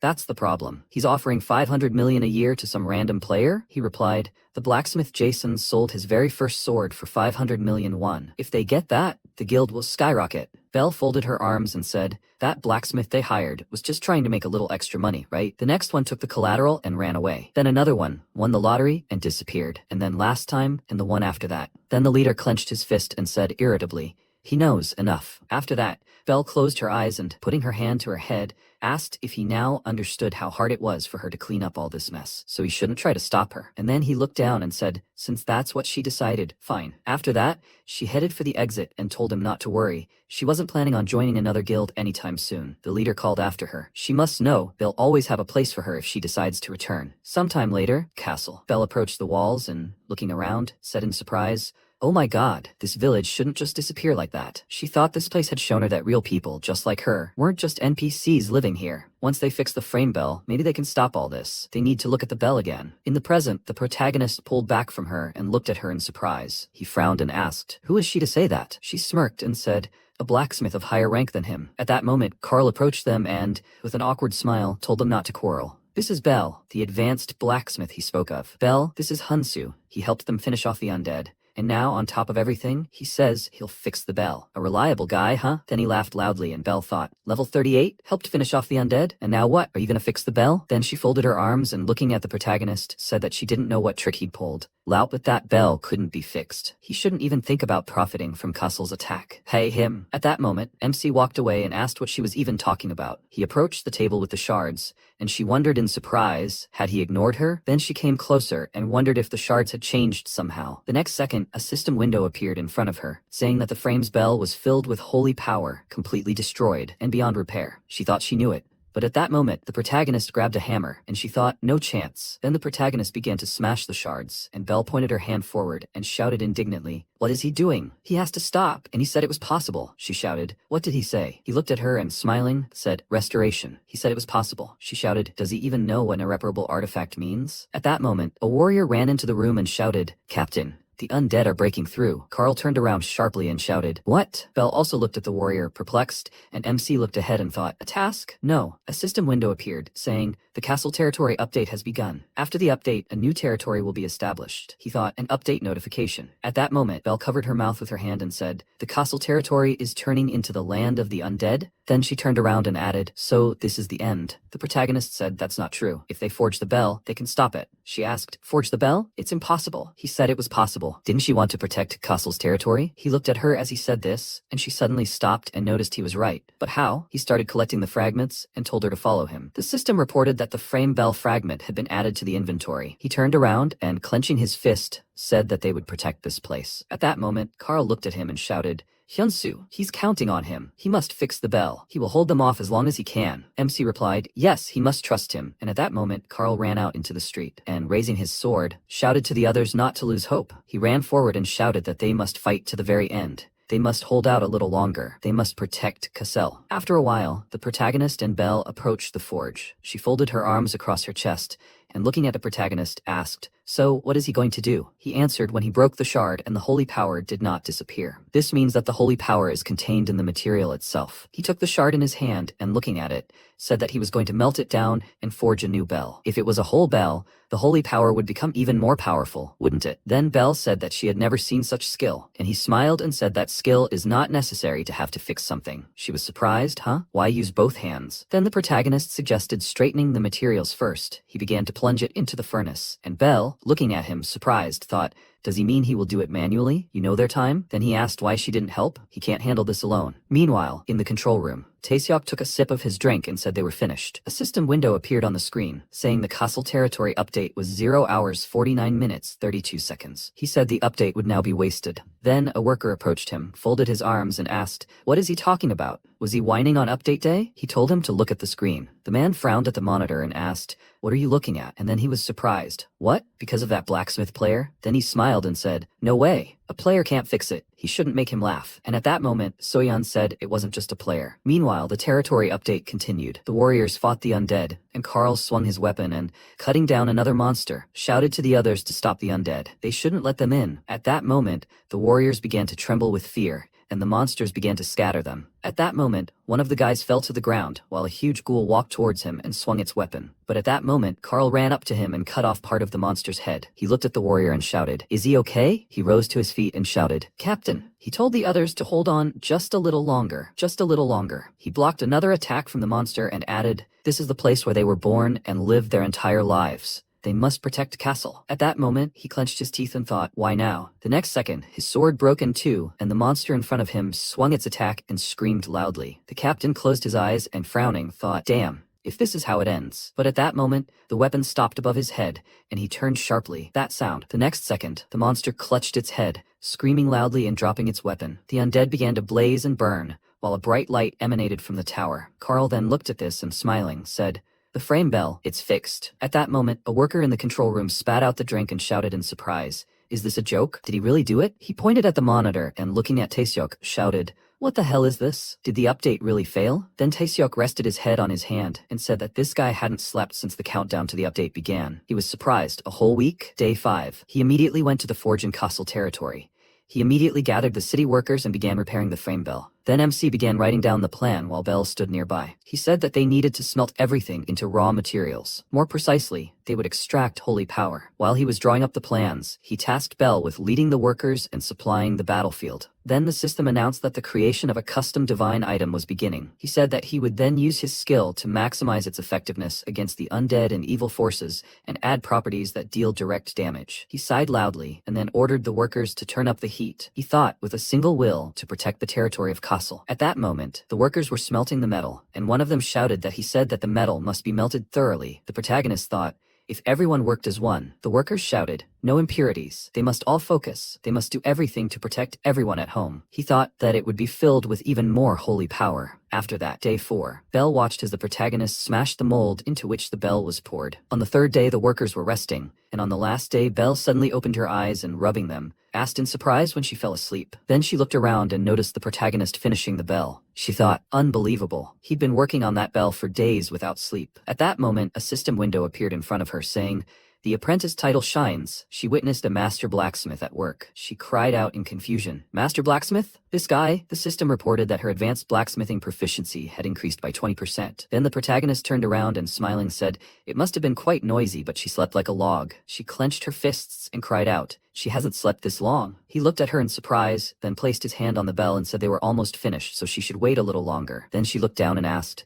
"Can I ask you something?" He was that blacksmith Hunsu, right? He looked at her in surprise, then smiled and, looking at the bell, replied that it was true. The next second, the bell began to shine, and Belle looked at it with admiration and said, "Wow." To say it's beautiful is an understatement. It's simply magnificent. At that moment, a system window appeared saying, "The second Hunsu bell. Unique. Infinite durability, special abilities, purify undead, blessing against undead enemies. A recreated artifact that was thought beyond repair." Belle looked at the protagonist and asked, "Recreated? Why had he become stronger?" She thought she had never seen anyone do something like this. Then she called the protagonist and suddenly grabbed his hands. She looked at him with admiration and offered to be with her from this day on. He was surprised. "What? Wait, is this a confession?" she shouted. "And what does he think?" Day X. The protagonist suddenly ran up to the bell and struck it. A powerful sound echoed around, and the undead began to burn in flames. Then the system reported that he had created a new bell and destroyed the undead. Now he could cancel the update and create a new story. The MC smiled and said they did it. He thought, thank goodness he had made it. The next second, he clenched his teeth and felt pain. The system reported that extreme fatigue was setting in. He was exhausted. After that, he abruptly fell to the ground, and Belle ran up to him,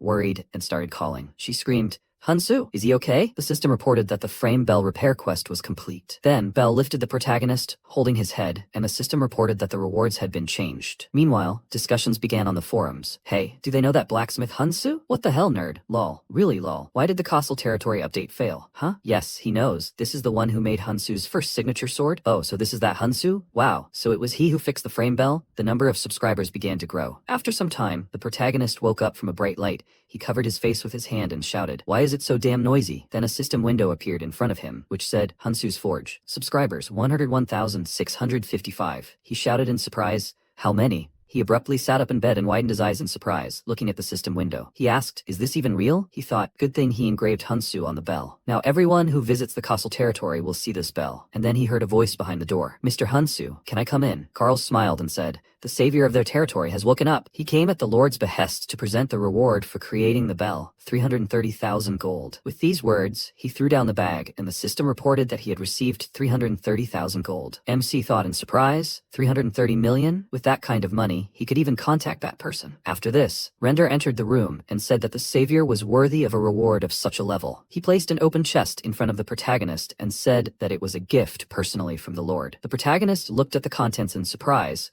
and the system reported that he had received the legendary mineral, orichalcum. Then he looked at the captain and said that he was grateful. In response, he extended his hand and said that it was they who should thank him. He placed his hand on his chest and said, unlike the others, he did not abandon their lands and protected them. He thanked him from the bottom of his heart. With these words, he bowed, and MC smiled, looking at him, and thought that he sensed his sincerity. He said he just did what he had to. He thought the despair of the people in Ares was no different from despair in the real world. Then he added, and he apologizes, but he needs to go back to where he comes from for a while. Carl replied, of course. Then the protagonist teleported and thought, come on, time to return to his forge. Then the system reported, Hyunsu logged out. Carl, smiling, looked ahead and said, strangers can be strange. The next day in Gyeongju, Hyuksu looked at the incoming message, which said Mr. Hunsu transferred 330 million won. He said that he really did it. The real estate investor smiled and said, that's amazing, Hunsu. A year ago, the protagonist left a signature, and Haksu, taking the document, said a total of 330 million won. He heard there was a big fire. The protagonist replied, right, that's it. Then Hyuksu rose from the table and said,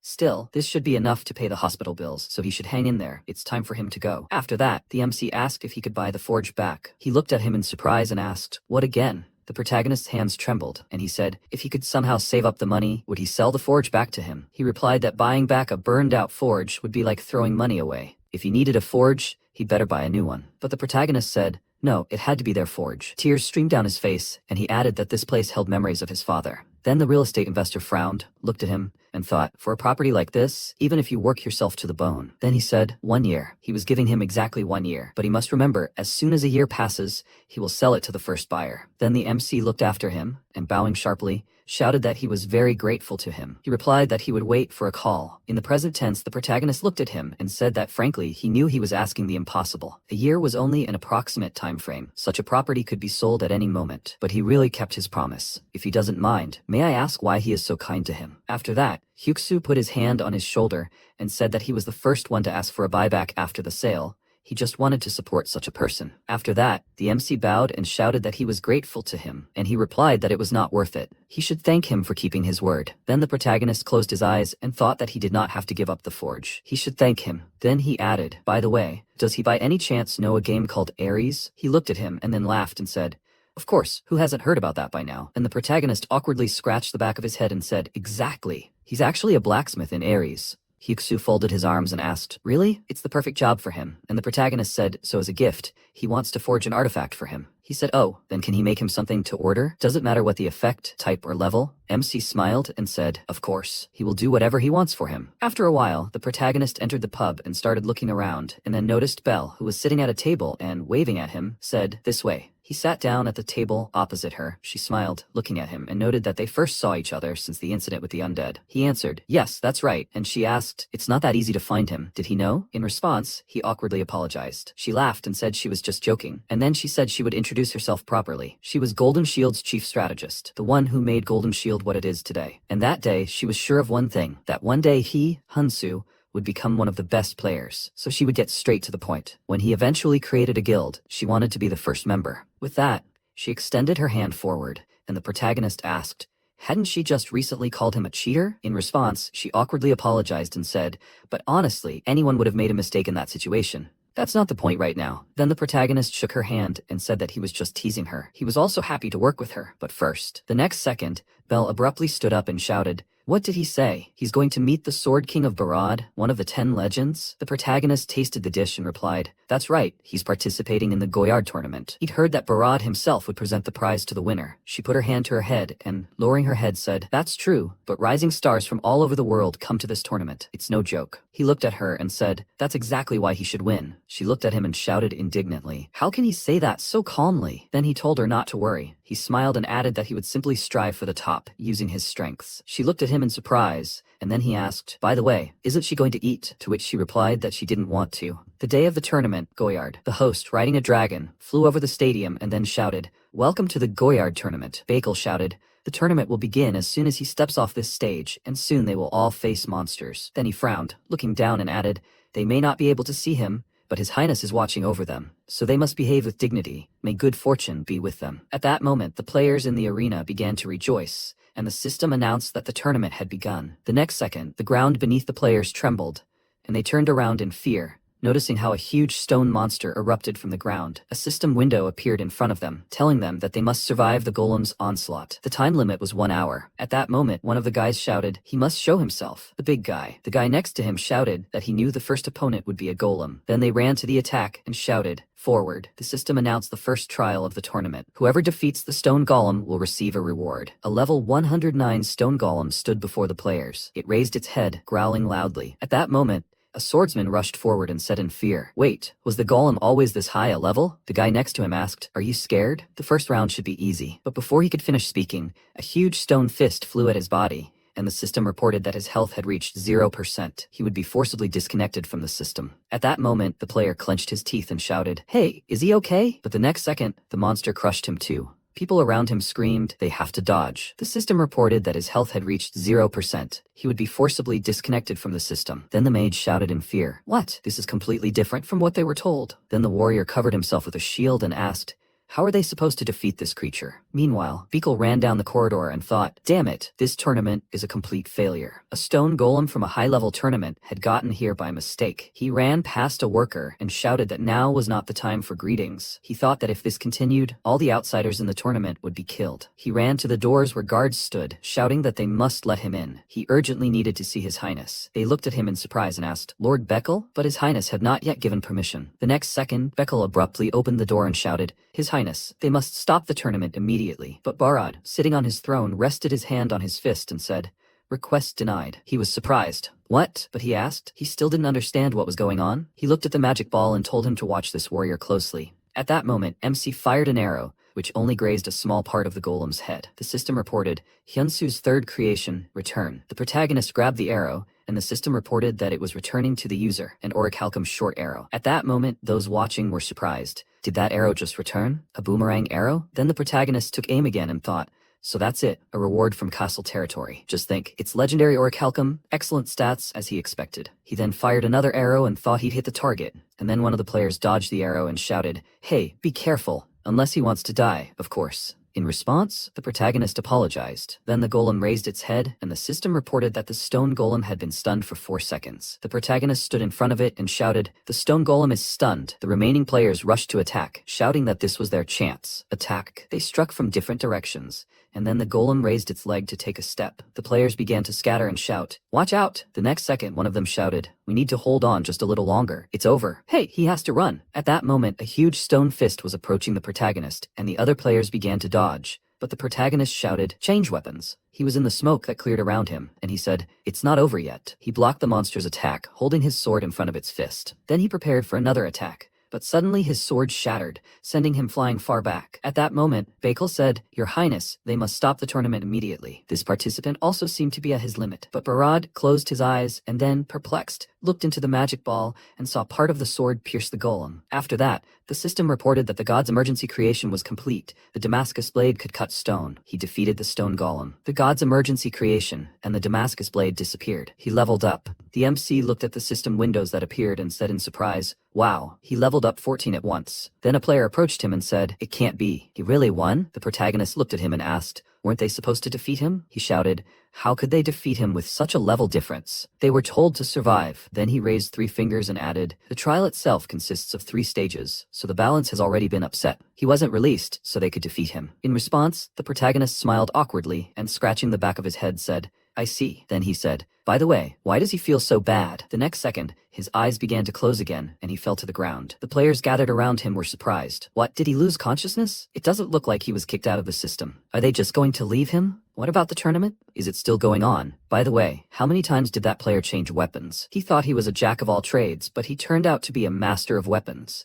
This is insane. He would kill for any of his weapons. The next second, Beckel returned to the arena and shouted, attention to all participants. Due to an error by the organizers, the martial arts tournament is suspended. They must disperse. Sometime later, a video of the main character lying on the ground was posted online, and in the comments, everyone was writing, wow, that's terrible. Did he actually take down a stone golem all by himself? They need to give information on that bow, please. Isn't the arrow cooler than the bow itself? Exactly. That guy passed out and dropped something. What kind of arrow is that? It looks cool. Guys, they should look at the inscription. What is it? He was the one who recently created the bell in the lands of Kassel. That's him. Really? That's crazy. That guy is a blacksmith? No, how can a blacksmith be so strong? Yeah, that looks like a hoax. Wow, his gear is just outrageous. At that moment, the game support team was receiving messages asking why the Goyard martial arts tournament had been suspended. The support worker replied that they apologize, client. It's difficult for them to comment on a decision made by Ares' free will. The player asked, so what? A level 100 plus golem just suddenly appeared. Were they all supposed to die? The worker replied that this was also an internal matter for the Goyard kingdom,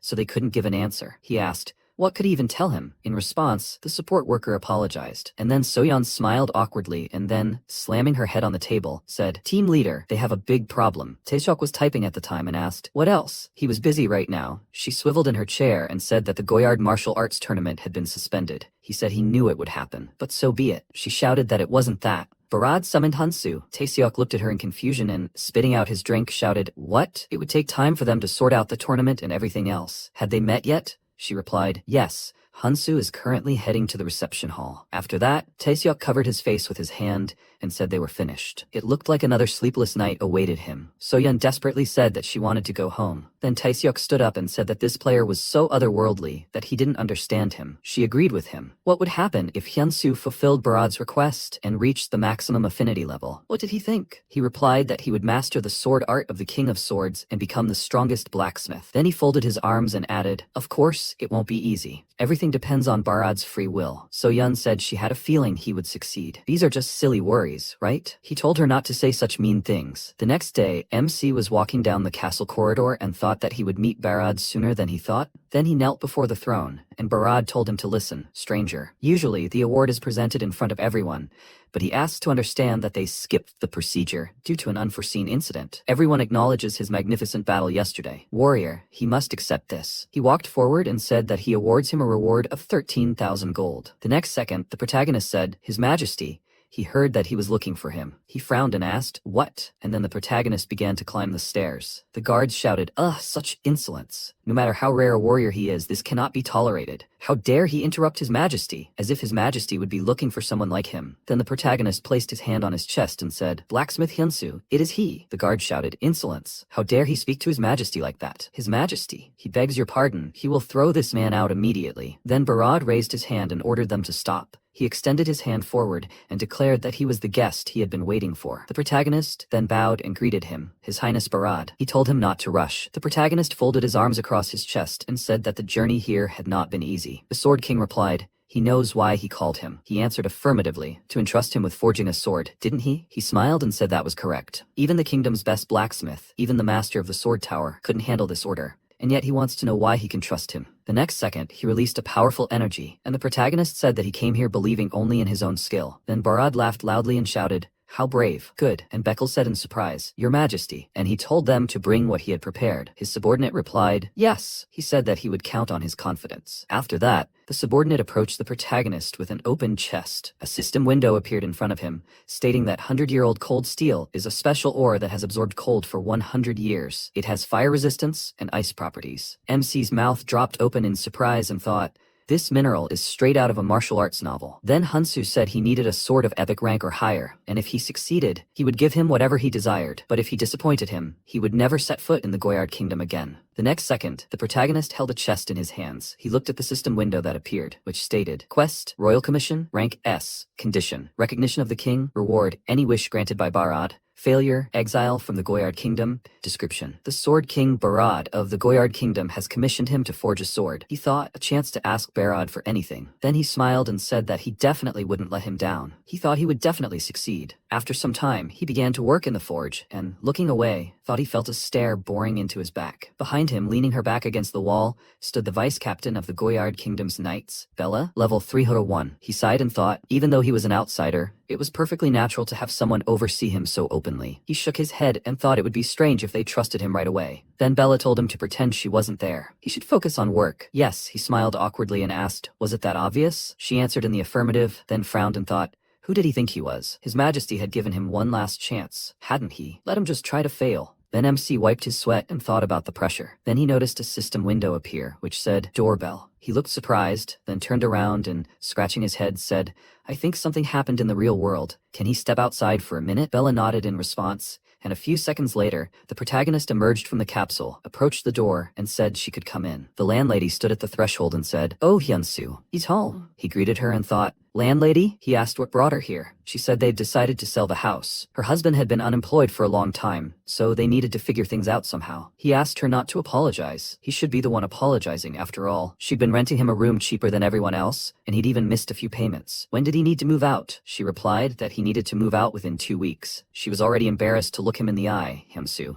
He bowed and asked her not to say that. He truly was happy here. Then he turned around and said, 2 weeks. He really made good money at Ares, but the hospital bills were in the tens of millions. The buyout of the almost burned out forge cost 330 million won, and he still hadn't gotten around to treating his burns. He grabbed his head and asked, where should he go now? Then he was surprised to notice his phone ringing and asked, Belle? He answered and asked, hello. She asked, what was he doing? She had a great idea for a mission. That's why she was calling? In response, he asked, can he call back? His head was busy with other things right now. She asked, did something happen? He replied, the Barad mission is important, but he suddenly needs to move out within 2 weeks. She said, Hunsu. He said, it's certainly urgent, but before he could finish speaking, she screamed loudly, does he even understand how important this mission is? He was surprised. What? And she said that she expects 2 main results from this quest. He asked, 2 results? She answered, yes. Now everyone is wondering if the Goyard tournament champion and the blacksmith Hunsu are the same person or not. She must imagine that he is in hiding for now, but then he will show up and announce the creation of a guild. And one more thing. He received an order for a sword from Barad, one of the most influential characters in Ares. Alone, he can only imagine Barad demonstrating a new sword with Hunsu's engraving. The protagonist's eyes widened in surprise, and then she added,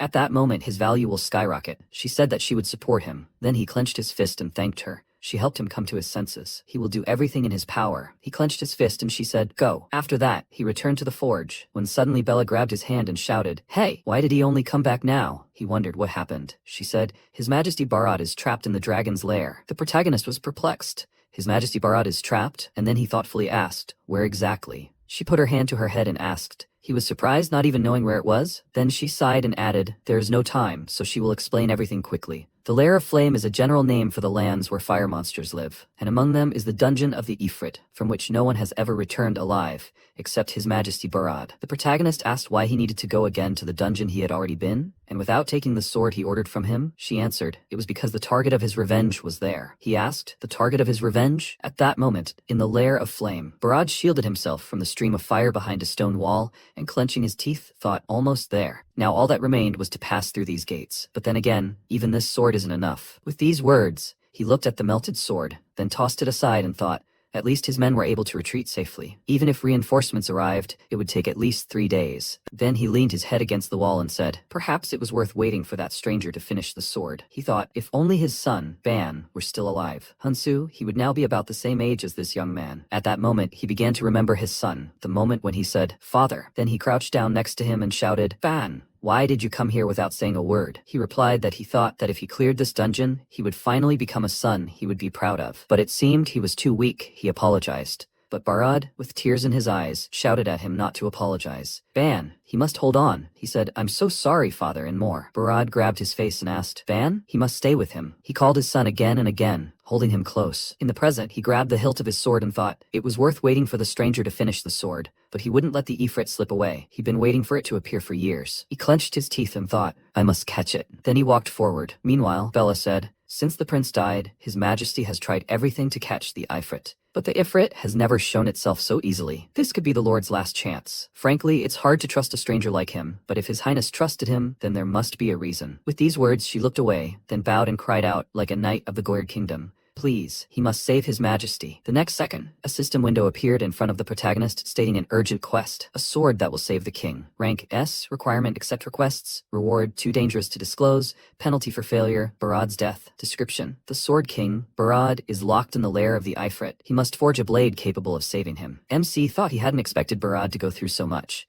That day, he too nearly lost everything he had in the fire. If he, like Barad, had lost his family, would he be able to continue forward after that? Then he nodded and bowing, said he would do everything in his power. After that, he began to forge the weapon. After a while, he looked at the tip of the sword and thought, they say the heat of the Ifrit can melt even unique weapons. So, he needed to forge a weapon of a higher class than unique and focus on flame protection. He placed his hand on the glowing sword, then continued to strike it with his hammer, and the system reported that his understanding of the century-old cold iron had deepened. He struck a few more blows, and the system reported that the blacksmith's soul skill had activated. While forging this blade, he immersed himself in the process more deeply than ever before. His passion and determination allowed him to focus completely. The first legendary sword, Hyunsu, had been forged. The next second, Bella ran into the room and shouted, "Is it ready?" The protagonist held a glowing sword in his hands, then looked at her and said that they must go save His Majesty Barad. Meanwhile, the King of Swords spat out a clot of blood. A powerful explosion thundered, and he flew into the wall, covering it with cracks. Then he frowned and said that today they would end everything. Opposite him stood the boss of the Lair of Flame, a level 409 Ifrit. He shouted, "Ifrit!" Then he pushed off the ground, and jumping up, shouted that he had no idea how long he had waited for this. With these words, he swung the remains of his weapon and struck, flying past the monster. But the next second, the wound on the Ifrit's body was covered with tongues of flame,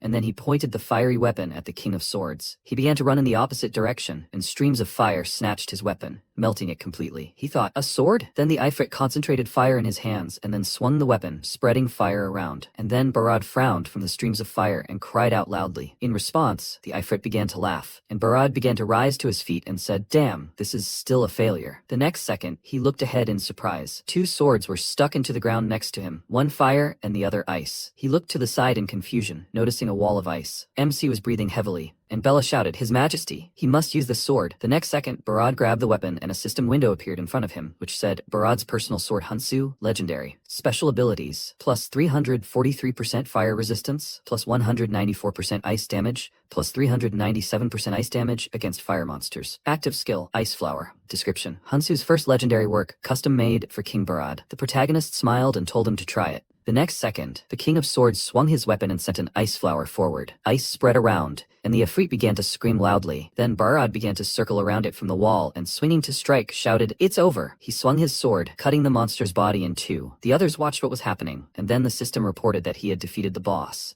Barad said, "Finally, they did it." Then Bella looked ahead in surprise, noticing that the fire began to burn stronger. And MC shouted in surprise, "What's going on?" She shouted, "Some monsters self-destruct before they die." At that moment, Barad began to be covered in fire, and Bella, covering herself with her hands, shouted, "Your Majesty, he must leave quickly. It's dangerous here." But he shouted for her to stay put. "That's an order." He took a medallion from his armor and said he wanted to finish this now. Then he opened the medallion, looking at a photograph of his son, and Bella worriedly thought that she needed to save his Majesty. She could help, but his Majesty ordered her not to enter. What should she do? With a trembling hand, she reached for her sword, and then cried out in surprise, "Stranger!" But the protagonist walked forward and then smiled.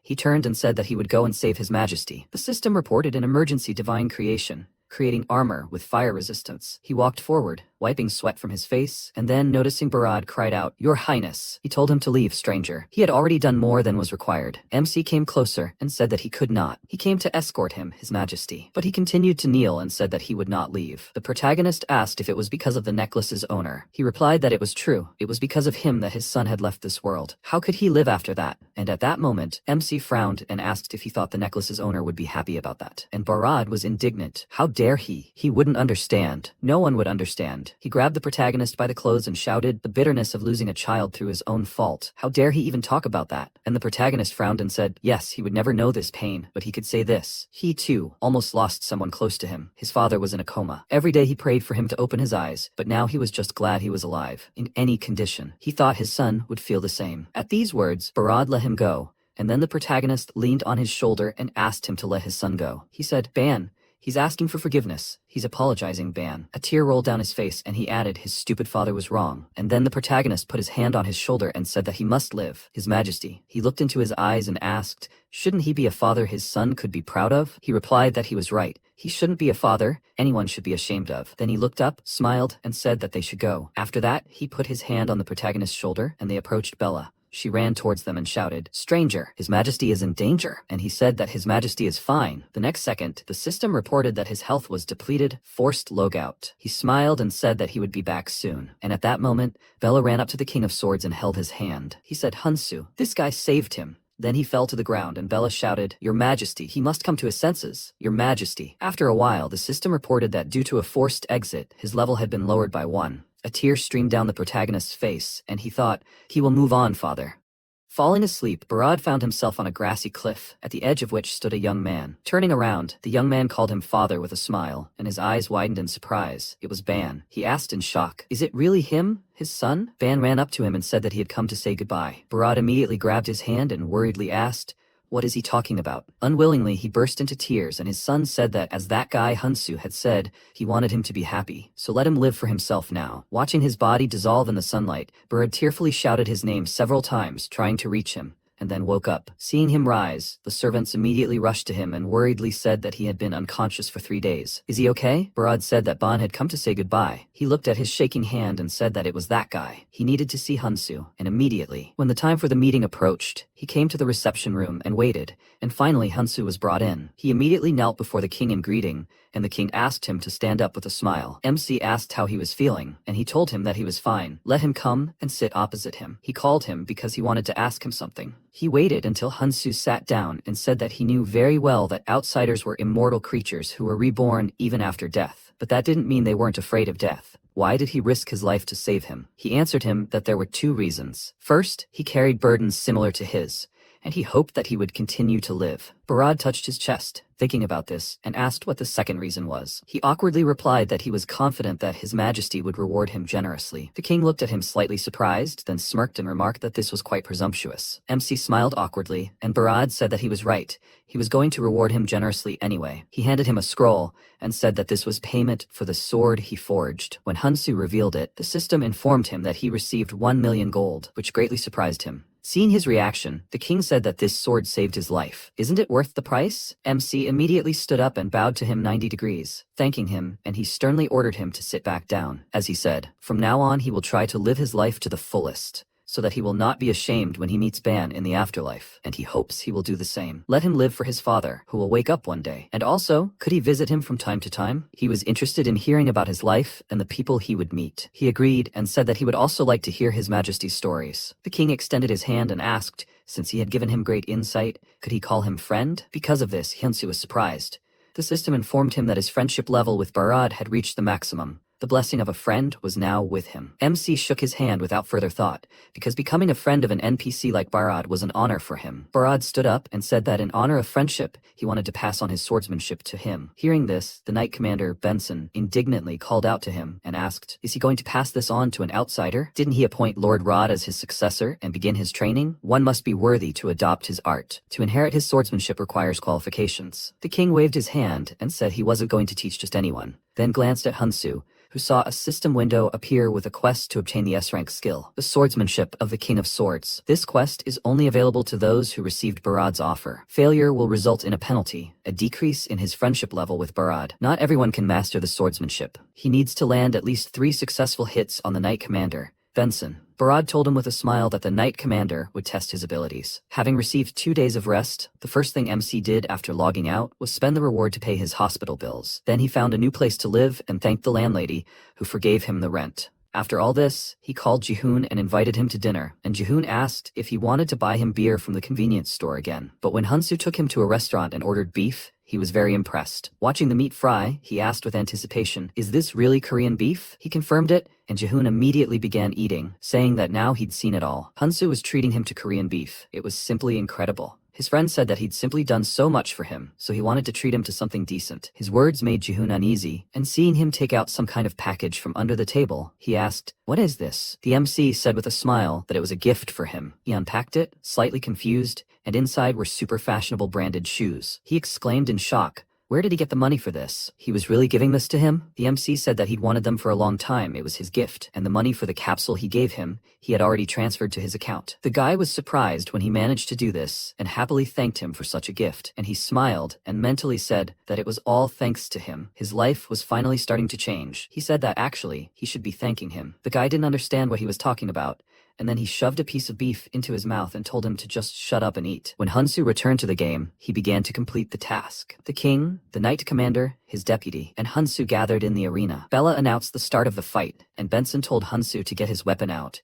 He would not give in just because he was His Majesty's friend. MC took a stone out of his bag and said with a smile that the feeling was mutual. He was looking forward to the duel. Suddenly, the stone shone brightly, blinding the knight for a moment, and then it turned into a sword. Benson was slightly surprised. He thought something incredible would appear, but it was just an ordinary sword. He prepared himself and said that this was stupid, and he thinks he can match the knight's skill with some piece of iron. He lunged forward and struck a blow, which MC blocked, but it caused cracks to appear on his sword. Benson noticed this and asked what he was thinking, creating such a flimsy sword. But the unexpected happened. The sword suddenly shattered into many fragments, and they began to circle near the knight at high speed, striking. When it was all over and the fragments fell, he looked at them in confusion, and Hyunsu asked, he only had to strike, right? The total number of successful attacks is only 59. There was no rule that prohibited it, right? The knight's mouth dropped open in surprise. He never would have thought that he could lose like this. After that, he frowned slightly and asked who he really was. He took out a hammer and showed it to him, saying that he was the god of blacksmithing. Since he looked too majestic with this hammer, Benson was delighted, and he bowed his head to him, saying that it was an honor for him to meet the god of blacksmithing. Let him carry the art of the sword to the world and beyond. MC became embarrassed and asked him to stop, since it was all too much pressure on him, and some time passed. He walked along the corridors of the palace, bowing his head in annoyance. He really prepared for this duel. Thanks to it, he was able to master his art, and his skill also improved. But what next? Because of his low level, he was able to study only 3 chapters, and not all. The first chapter is the Aria of Beasts, Chapter 2 is the Sword of Raging Waves, Chapter 3 is the Cry of the Sword. They promised that they would teach him the remaining chapters as soon as he achieved the necessary mastery. He approached the king's office. The servants greeted him and allowed him to enter. Barad greeted him, and he said that he came to discuss something and needed his advice. The 100-year-old cold iron he used to create his sword. He needed it. The king tapped his finger on the table in confusion and said he would gladly give it to his friend, but unfortunately, That ingot was the last one. Hunsu was very surprised by this news and immediately became despondent, because it would take a week and a lot of effort. The king smiled and told him not to despair. Cold iron could be mined in the frost mine. Why shouldn't he mine it himself? He asked. Could he really do that? The king called out to Bella and said that she would go to the frost mine with Hunsu. She objected, since she had to stay by his side, and he said that it would be a good experience for her too. She had no choice but to agree. She couldn't object to the king. Soon after, the king made an announcement. With this sword, he announced the conquest of the first tomb, to the great joy of the spectators. They also noticed his sword. The icy aura of this weapon could be felt even from a distance. The blade was inscribed with the word Hyun, a name they were all already familiar with. It was written on the armor of the winners of the recent tournament. It seems the blacksmith Hyun is now in the Godard kingdom. Nothing is known about this blacksmith at all. Neither his age, level, nor gender have been revealed. After reading this, Belle thought it was good that they managed to spread the rumor that Hyunsu and the blacksmith are different people. The comments also mention that there are rumors that he is over 40 and fat, which is quite possible since he doesn't show himself in public. Jihoon laughed at this, and someone in the commentary said that he doesn't care. He will still subscribe. Someday he will start accepting orders from players. Hunsu's popularity quickly rose thanks to the sword in Barad's hands during his speech. He currently checked the number of subscribers on the Blacksmith forum, and it has grown to 30,000. Everyone is very interested in the Blacksmith Hyun. What will happen if he reveals that he is the winner of the tournament? He glanced at his trembling hand and thought that he should be more careful. He still had a lot of things to do. He should send a message or call someone. He still hasn't thanked that person. Meanwhile, Hyuksu was sitting at the computer and thought that Barad had already tried to clear the tomb several times. As expected, it was an inaccessible area for players. He entered the Salamander dungeon many times for a class quest, but all the artifacts had melted, so he didn't have a single chance to pass it. Most unique rank shields simply melt. He had money, but even his unique artifacts wouldn't help here. Where could he find a good master? And then a message from Hyunsu arrived on his phone. He wrote to him to keep his previous promise. Seeing the notification, he immediately became happy. But what promise was he talking about? He remembered their conversation and wondered if it was the artifact they were talking about. Hyunsu wrote him a new message, asking if there were any changes to the properties of the artifacts he requested. He was just about to do it and send it to him. The man frowned slightly and thought that if he could create the artifact he needed right now, it would be nice. He replied that there were no changes. What was his level? Hyunsu replied that he was level 59, and he noted with annoyance that he was still low. He wrote to him that if it wasn't too much trouble, then let him do it for him. After which,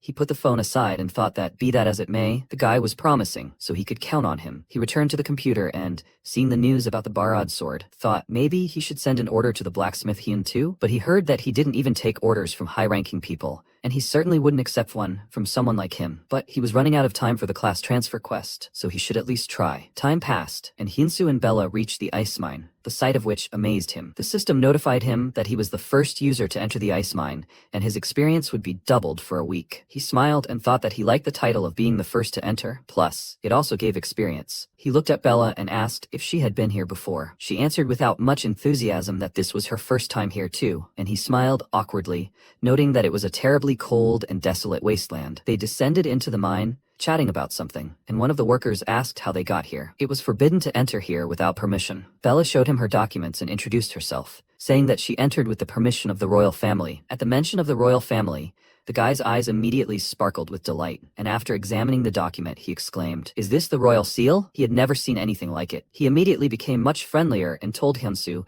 that his name was Banya and that he was a miner. He introduced himself to him in response, and he said that he was glad to see a stranger after so long, but he couldn't let just anyone into the mine. MC was slightly confused, asking what he should do then, and Banya, with a wide smile on his face, said that luckily, his father was the foreman. He would take them to him. MC thanked him for his help, and Bella, as always, is sent to remain dissatisfied. They passed 2 caves, in one of which MC saw monsters. Noticing his curiosity, Banya said that it was some kind of dungeon. A long time ago, monsters appeared all over the territory, but 100 years ago, a wizard sealed them in this mine. He asked if what was stuck to those monsters was really that 100-year-old cold steel. The guy confirmed it and said that being greedy would end badly. It was their territory after all, beyond the barrier. He might be able to get in, but getting out alive would be difficult. They, the miners, were upset themselves, because that mine most likely had the most ore left, but at least they could work in peace, knowing that those monsters were locked up, so they had to make do with that. They came to the railroad, and he pointed to the man giving orders, saying it was his father. He called out to him loudly, informing him that they had guests, and then ran off to continue working. Hunsu thanked him for his help and headed toward the man with Bella,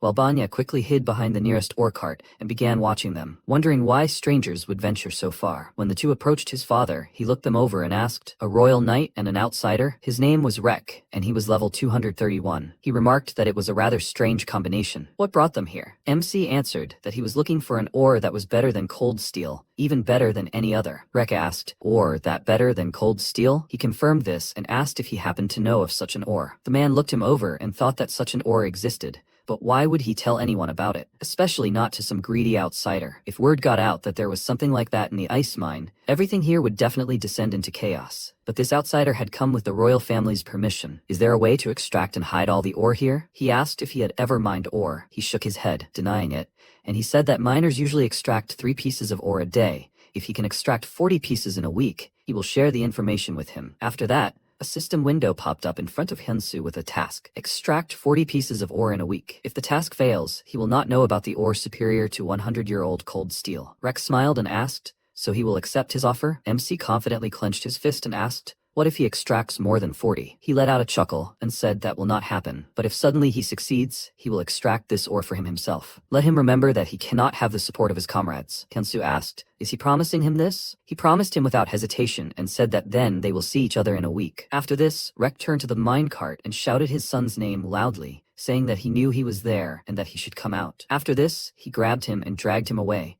asking why he was hanging around there and eavesdropping. Meanwhile, Bella asked Hyunsu with displeasure why he had made a promise to the foreman, and he, taking out a pickaxe, answered that, to be honest, he knew he was going into the mine, so he had prepared some things in advance. The ore was better, and he would extract it at any cost. The girl felt uneasy and thought that His Majesty had gotten involved with some strange man. A week passed. Rex sat down on a stone and began to wait for Hyunsu, and thought that the stranger had told him that he would not leave the mine for a week. It was simply impossible anyway. Noticing movement to the side, he turned his head and saw Hyunsu coming out of the mine, all dirty and with a smile on his face. He greeted him and noted that at least he now looked like a miner. The time had come, so let him show results. MC pulled a stone from his inventory and threw it on the ground, and the man thought that he hadn't expected this. A stranger was beyond his capabilities, but he jumped to conclusions. After 1 stone, 100 more jumped out of his inventory, and he was very surprised. With every second, the pile of ore grew. In total, Hyunsu mined 200 pieces. Rek pointed at him in shock and exclaimed, "Who is he? Could he really be a legendary hunter?" He slung his pickaxe over his shoulder and answered with a smile that it wasn't so. He was just an ordinary blacksmith. He achieved this result thanks to a Damascus sword, which increases cutting power on stone by 170% and reduces durability damage from stone by 70%. This sword can transform into a pickaxe, which is quite convenient and useful. Rex surveyed the entire pile of ore and, composing himself, said that the hand of a blacksmith was immediately apparent. He wanted to apologize for underestimating him. "How about a drink tonight?" MC smiled and shook his hand, saying he'd be happy to have a drink with him, and asked if he could invite Bella too. The man didn't object, and when evening came, they gathered at the tavern, and Bella immediately began drinking. Vanya asked why she was drinking so much alone. Hyunsu agreed and suggested they chat instead, but she declined, saying she preferred it that way. Vanya was upset about this, and then a man came up to their table and patted Hyunsu on the back, asking if he really managed to mine 200 pieces of ore. He confirmed it, and he asked, "What about cold iron? How much of that did he manage to mine?" He answered that he mined about 20 pieces of iron, and he was surprised. He also heard that he had a special pickaxe. Maybe he could show it to him? MC took it out of his inventory and told them that it was a Damascus pickaxe, a tool created exclusively for mining ore. This pickaxe increases mining efficiency by over 200%, and thanks to this, he completed the quest. And it can also be turned into a sword, which will make it better at chopping stone, so it's a very useful thing. Bella, meanwhile, thought that he really was a blacksmith. He was so happy with his creation. The man hugged Hyunsu tightly and happily exclaimed that he was a newbie, but he had already accomplished so much. They would not lag behind him and would work hard tomorrow. The other men crowded around their table and began pouring Hyunsu alcohol, after which one exclaimed that he was now one of them. Let him drink to the bottom. MC was very happy to chat, but the evening soon ended. The next morning, Rek led him to a cave where there were deposits of 1,000-year-old cold iron, and he, raising an eyebrow in confusion, asked if this was the place he mentioned. He said that they couldn't enter because of the barrier. The man said that it was true, but the 1,000-year-old cold iron really was there. Hyunsu was slightly upset and noted that there were a lot of monsters there. Is it really safe? He told him that from now on everything was up to him, and he rubbed his chin in confusion, wondering how they would mine ore there. Rex said he was going to another mine, and if he needed him, he could call him anytime. After he left, a system notification appeared in front of MC about the start of a new story, which made him slightly nervous. 100 years had passed,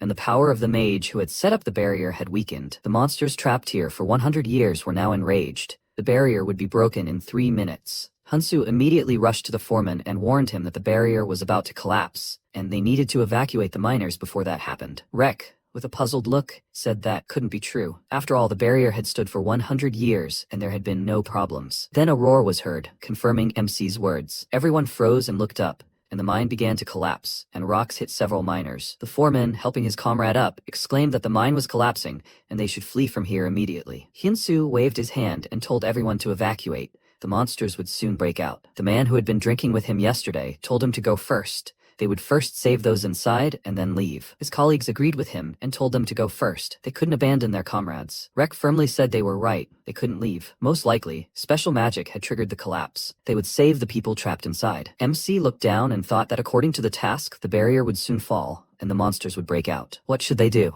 The system gave him a mission to save the miners from death. 58 people are inside the mine and 38 are outside in danger. The reward is unknown, and failure of the task will result in the death of the miners. Currently, 96 people are alive. The reward depends on the final number. Hansu nervously clenched his teeth and thought that he needed to act more decisively. These were the same people as those he had already met in Ares. He pulled out his sword and gripped it tightly in his hands, telling Bella that if he missed even one monster, she should cover him. She worriedly asked if he wasn't afraid at all. He was taking on an impossible task again. He turned to her and said with a smile that he told her, strangers don't die. He would hold off the monsters at the entrance to the mine. After that, he stood in front of the barrier and prepared himself, while the monsters began to break through, slamming against the barrier with all their might. MC wondered if this would be enough to deal with them. He couldn't handle them with just this sword. To stop the monsters, he needed something completely new, a special weapon that would require much more ore. He closed his eyes and concentrated on his creation. He had never worked with anything like this before. If he initiated an emergency creation using a massive amount of ore, he would eventually be able to deal a single powerful blow. He opened his eyes and a glowing sphere appeared in his hands,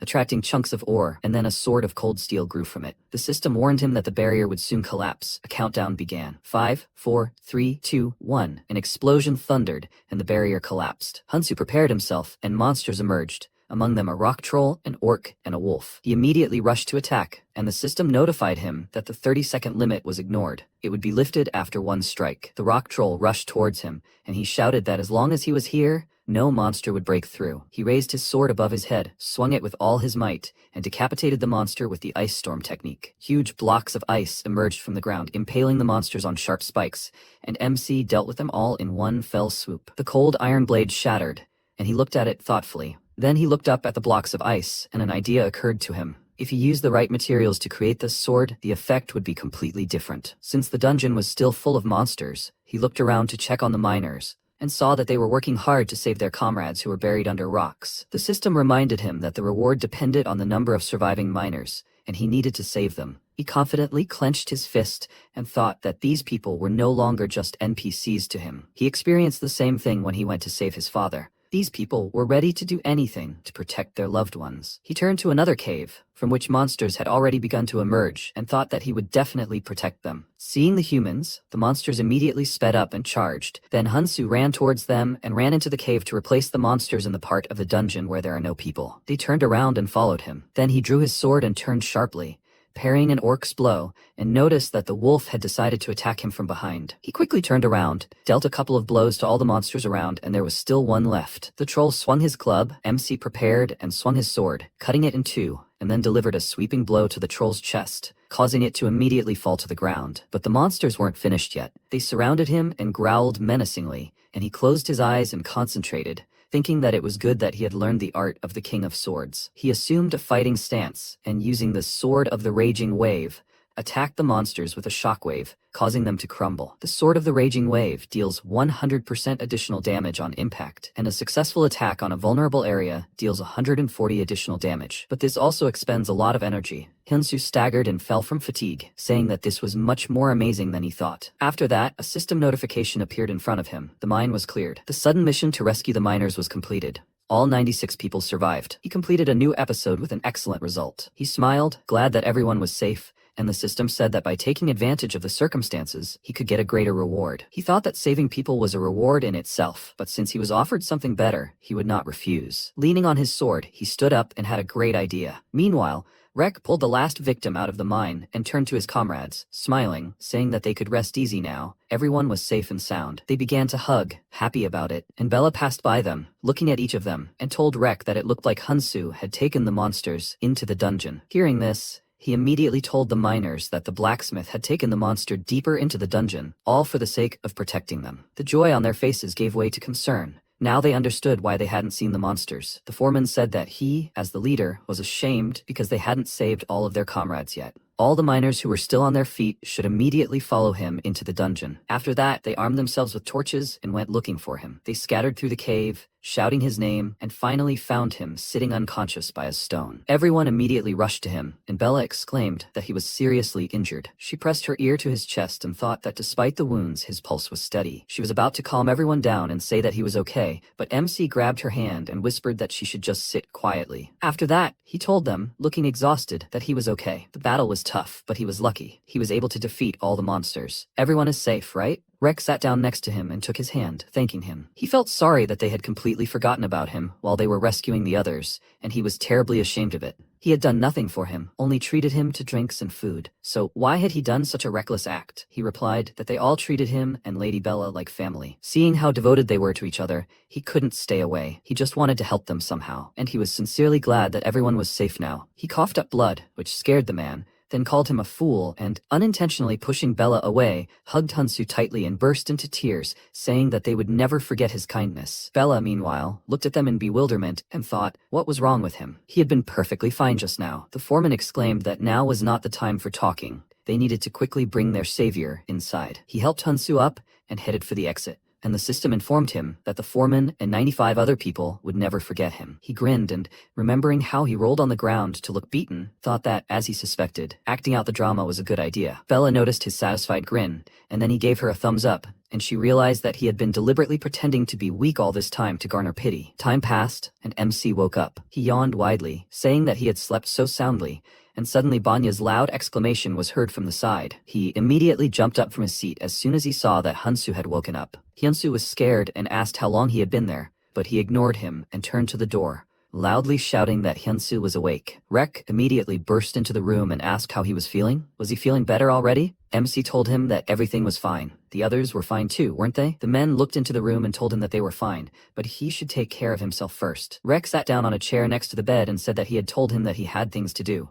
After all, he was a blacksmith. He was a little sad, since he was leaving soon, but he wanted to tell him something. He asked what was going on, and then the man turned to the door and told them to come in. Several miners entered the room, and Rex said that today they would all go into the mine for him. They wanted to thank him. After all, he had risked his life for them. They would extract that 1,000-year-old cold iron that he was looking for. He asked in surprise, would they really do this for him? He just did what he had to, but he was still grateful to them. Now he understood what he wanted to tell him. Rek turned to the men, who, taking his hint, left. He cleared his throat and said that there was actually something else, but he thought it would be better if his son said it himself. Banya awkwardly scratched the back of his head, then with a serious expression, called Hansu their savior, and kneeling before him, declared that he wanted to follow him. The system informed him that the character swore eternal allegiance to him, that he had the potential to become a legendary miner, and that he could accept him as a follower. The MC stared at the system window in surprise, wondering what this meant. Meanwhile, in the special user department, Soyeon was keeping a close eye on him, and judging by the pile of garbage around her, she hadn't stopped working. She clutched her head and, staring at the screen, wondered why this had happened at a time when the group leader was not there. This player was at it again. He wasn't even the guild leader and didn't own any territory, yet a legendary NPC wanted to become his follower. Realizing they were about to be reworked again, she despaired. Hansu, meanwhile, excitedly asked the guy to stand up. He didn't deserve such honors, but he firmly declared that he did. He saw everything with his own eyes, how he wielded a pickaxe and how he rushed to save them. It was incredible and very touching, but most of all it inspired deep respect in him. He looked up at him and excitedly exclaimed that he promised to put his all into the cause. He would mine ore for him, so he was asking him to take him with him. MC looked at him slightly confused and thought that he could sense his sincerity. There was not a drop of pretense in his devotion. Noticing that he was lost in thought, Vanya worriedly asked, "Is he not suitable because he doesn't yet have worthy skills?" He excitedly waved his hands and said that wasn't true at all. He just wasn't ready to be someone's mentor yet. Could he take a moment to think about it? He extended his hand to help him up and asked for time to think things over and prepare. When he was ready, he would let him know. Vanya looked at him with delight, and he said that when that day came, he would join him. Immediately after, the guy hugged him tightly and began to thank him. and the system informed him that it had accepted Banya as a follower. Information about him was now available to him. Banya is an epic character of level 165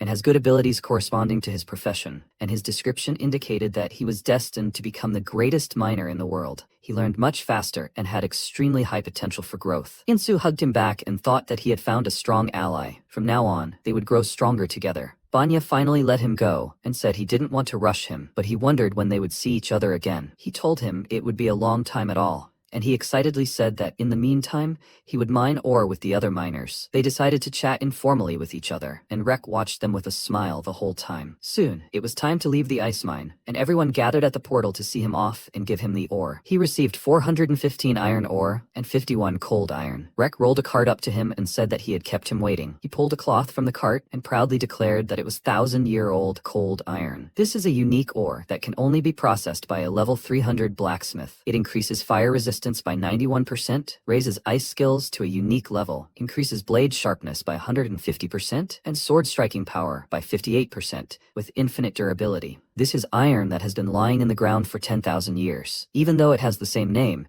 it cannot be compared to ordinary cold iron. MC said that this was simply incredible, and Bella whispered in his ear that he must be proud of himself. He immediately shut her up and asked her not to say that. Otherwise, he would be misunderstood. She did not understand what he was talking about, and Rex said that he never thought that he would see 1,000-year-old cold iron in real life. It's all thanks to him. MC turned to the other miners and bowed to them, thanking him for everything, and they said that they were always happy to help him. He could stay a little longer. Before he left, Banya ran towards him in tears, and he waved his hand, saying that he was just about to give him something. He took out his pickaxe and thought that the longer Banya dug with this, the more minerals he would get. Banya was touched by his generosity, because it was the very pickaxe he treasured so much. He hugged the pickaxe and shouted that he would be loyal to him until the end of his days, and he thought he was so happy that he even felt a little embarrassed. After that, he waved goodbye to them all, and Bella, heading for the portal, thought she called him a swindler, but he still risked his life to save them and ultimately earned their trust. She walked through the portal and said it was pretty cool, and he followed her, asking, "Did she just say, cool? Was that what she said about him?" But then she chose to ignore him. A few days later, the Salamander Dungeon. Haksu sat on a stone with a doomed look. He had already lost count trying. Even a 5th-rank blacksmith couldn't forge the shield he needed. It looked like he wouldn't be able to clear this dungeon. At that moment, an eagle appeared above him with a package for him. It landed on his hand, and the system informed him that Hinsu had sent him a gift. He accepted it with the thought that he was only level 59, so it was hardly anything special. But still, it was very kind of him. He decided to open the gift, and a new system window appeared in front of him. He stared at it in surprise, then blinked, thinking he was seeing things, and then, shocked, thought, "What is this? Could this really be some kind of bug?" It was Hyun's personal shield of a unique rank, perfectly suited to his requirements. Fire resistance 201%, defense against fire-type monsters 247%. Against fire-type monsters, attack increases by 222%. Passive and active skills are tied to the ice attribute. This is Hyun's 8th personal shield, an almost legendary item. If the material was as close to the original as possible, it would be perfect. Hyuksu, confused, said that he had much more talent than he thought. He glanced at the drawing on the front of the shield and wondered if this woman with snakes was Medusa, the Gorgon. He created a shield based on the myths about her, a true masterpiece. The system notified him that there was very little time left until the end of the quest, and he stood up, thinking that it never ceased to amaze him. Maybe with this artifact he could pass the dungeon. After that, he entered the Salamander Dungeon, and the system notified him that this was his last secret quest. Meanwhile, MC met with Belle, and she delightedly said that thanks to him she finally saw the kingdom's throne room. He said it was all thanks to her help, and she asked how he was doing. He told her that everything was fine. After they returned from the ice mine, he had been constantly caring for his father. The girl said that she heard that caring for the sick is very tiring. Has his father gotten better? He looked down sadly and told her that he wasn't conscious yet, but he hadn't lost hope. He felt a little awkward about this conversation, and she decided to change the subject, saying that today they were going to discuss the guild. She showed him a couple of documents and said that she thought they should act as a team. Her first goal was to make him the most famous blacksmith in the country. If they created a guild with players much higher in level than them, it would be harder for them to achieve their goals. The fastest way for a guild to grow and become famous was to find a star among its ranks, and that star would be him. Does he have anyone in mind for the main team? He thought for a moment and said that so far the only person he could think of was the friend who introduced him to this game. And he fell silent, thinking for a few seconds, and said that he didn't know anyone else. He hadn't had time to get close to the other players yet. She laughed and said that there was nothing wrong with that. They could do it. And then someone came to his mind, and he said that there was actually one person. She immediately opened the menu and asked what his nickname was. He told her that his name was Bark, and she said that she had never heard of him. What was his level? He told her that he hadn't asked anything except his nickname and class, and she wanted to check his character information, but it was hidden. After that, she said that they needed one of the future founders, and he suggested a person he knew almost nothing about. He thought for a second and told her that when he was at a complete standstill in his life, he sacrificed his own gain so that he could start over, so he owed him a lot. She leaned back in her chair tiredly and asked if he was by any chance a businessman. He was surprised that she had guessed this and confirmed it, and she shook her head in annoyance, saying that he might not realize it, but his value in Aries was very high. He might try to use him to start his own business or even aim for the guild leader's position. Hyunsu confidently said that he would never do such a thing. He would never lie to him or use him, so he was sure of it. She looked slightly surprised, then sighed heavily and said that it was up to him to accept him or not. But then he should let her meet him. He agreed, and she asked him to try to hide the fact that he was the blacksmith Hyun. But here's the catch. The gift he sent him had Hyun written on it. Belle immediately began scolding him, while Hyuksu was busy completing the dungeon. A salamander attacked him. He immediately hit the monster with his shield, and thanks to his frost skills, dealt it a lot of damage, after which the salamander immediately exploded. He looked at his shield and remarked that it was simply amazing. He didn't think everything would work exactly as he wanted. He looked at the inside of the shield and noticed something interesting. The inscription, Hyun. He immediately broke into a smile and exclaimed that this couldn't be. Could Hyunsu really be that blacksmith? What else could he surprise him with? He was thinking about how to thank him, and at that very moment, someone's huge hand appeared above him, which he noticed at the last moment, and because of this, missed the blow. The elemental threw him aside, and he hit his back against the stone wall. Then she created several fireballs behind her back and sent them all at him. An explosion occurred.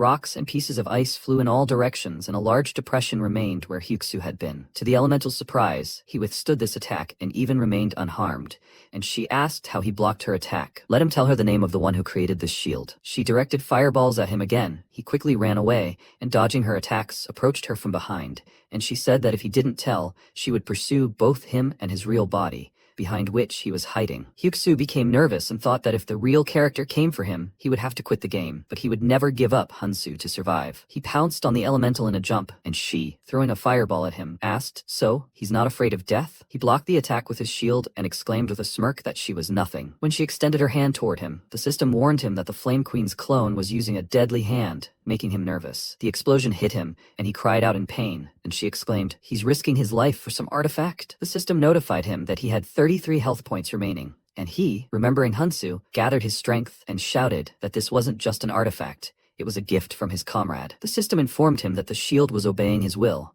after which a frosty air spread throughout the cave, making her nervous, and the hidden skill Ice Aegis activated. The elemental grew angry and exclaimed, "He thinks he can defeat her with such cheap tricks?" The system warned him that the clone was preparing a powerful spell, and at that moment, he threw a spear at her with all his might. Time seemed to slow down for her.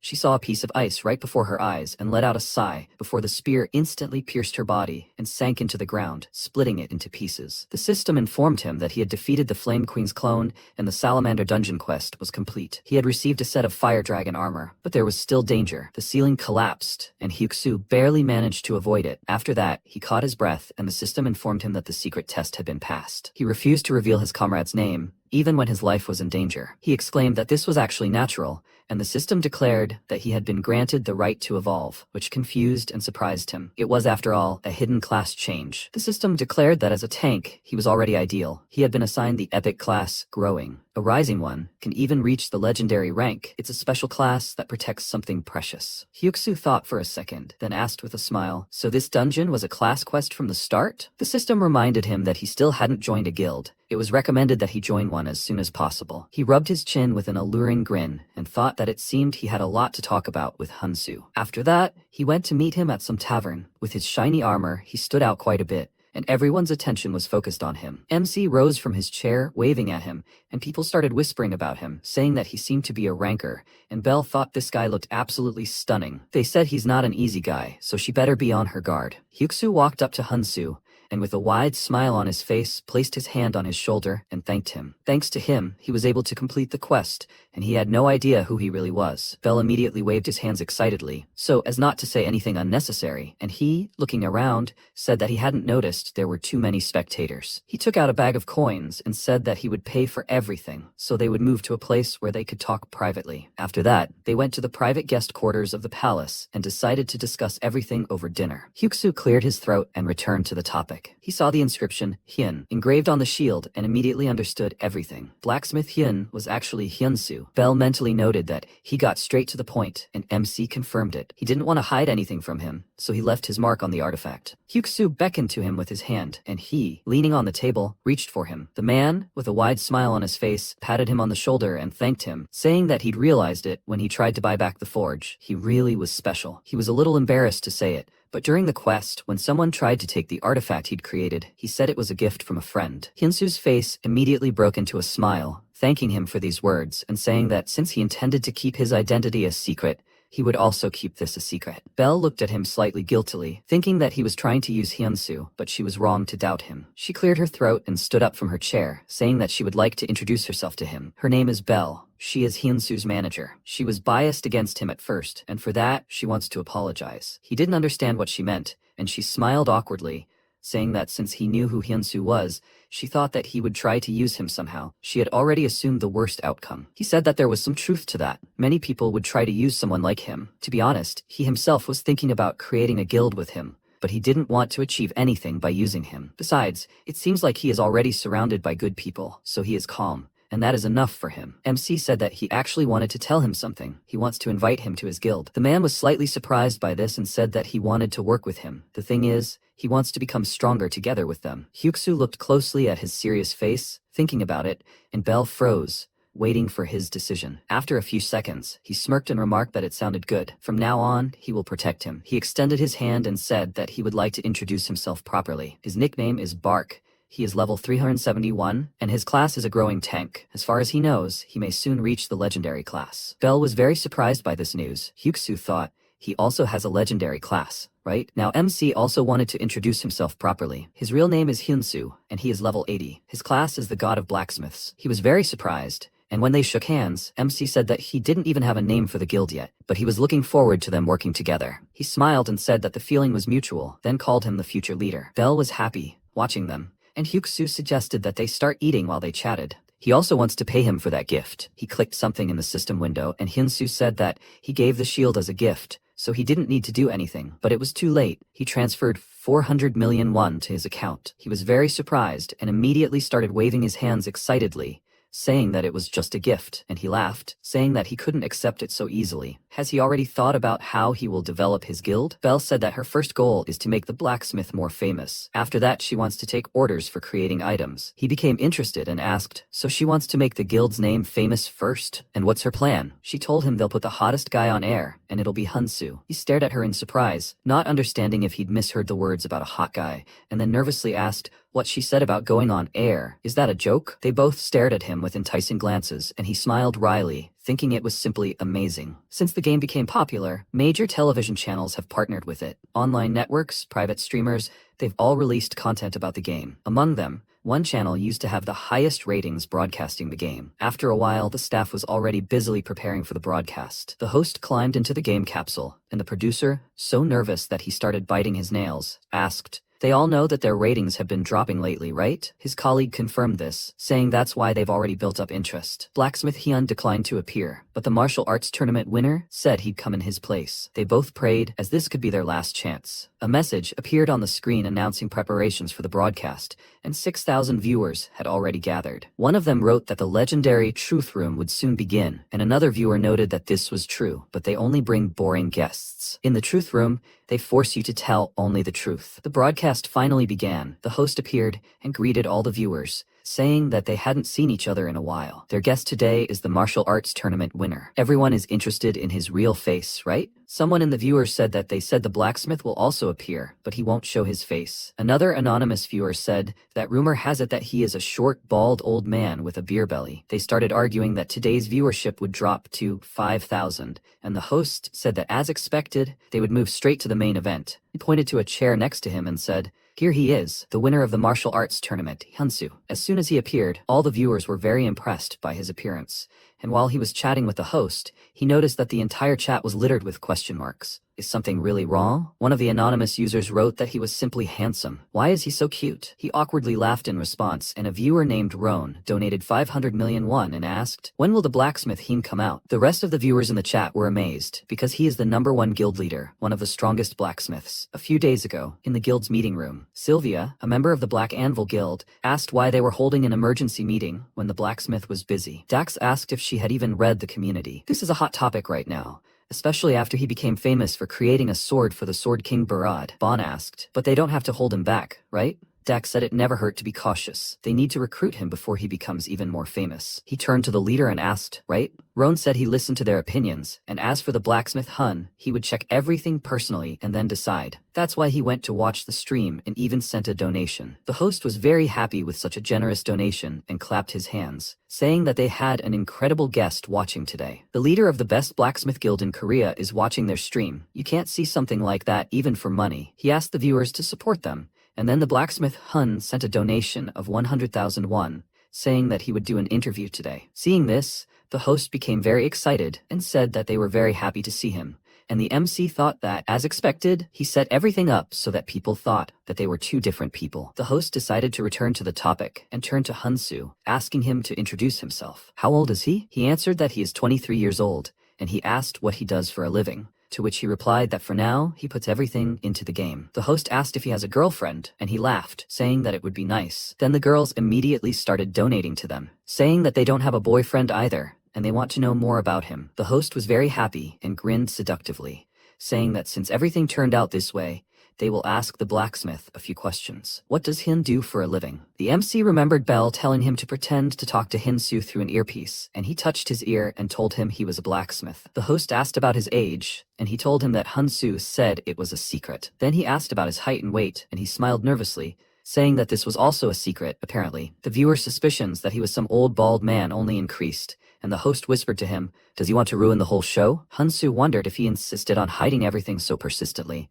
would his image be completely ruined? If he continued to dodge questions, nothing good would happen. He firmly stated that he wanted to introduce himself through his works, and the man stared at him in surprise. He immediately touched his ear and smiled nervously, saying that Hunsu had just said that. The host remarked that it sounded good, and coincidentally, they'd prepared the perfect content to showcase his work. He brought up a picture on the stream and told everyone to look at it. It was the perfect collaboration between martial arts tournament winner Hunsu and Blacksmith Hun. They were calling it a timed dungeon mission. Blacksmith Hun must create artifacts in 10 days, and Hunsu must clear the dungeon using these artifacts. The viewers were surprised. It was incredibly difficult. Even top blacksmiths would have a hard time standing out in such conditions. The host smiled nervously and silently asked everyone to shut up. How could anyone be distracted from such cool content? This would definitely revive their channel. After that, they received a donation from Blacksmith Roan. He said that if he made a rare item in 10 days, he would give 1 million. For an epic, 3 million. And for a unique, 10 million. Could he really set such a mission? The host became very excited, and Roan said that if he couldn't do it,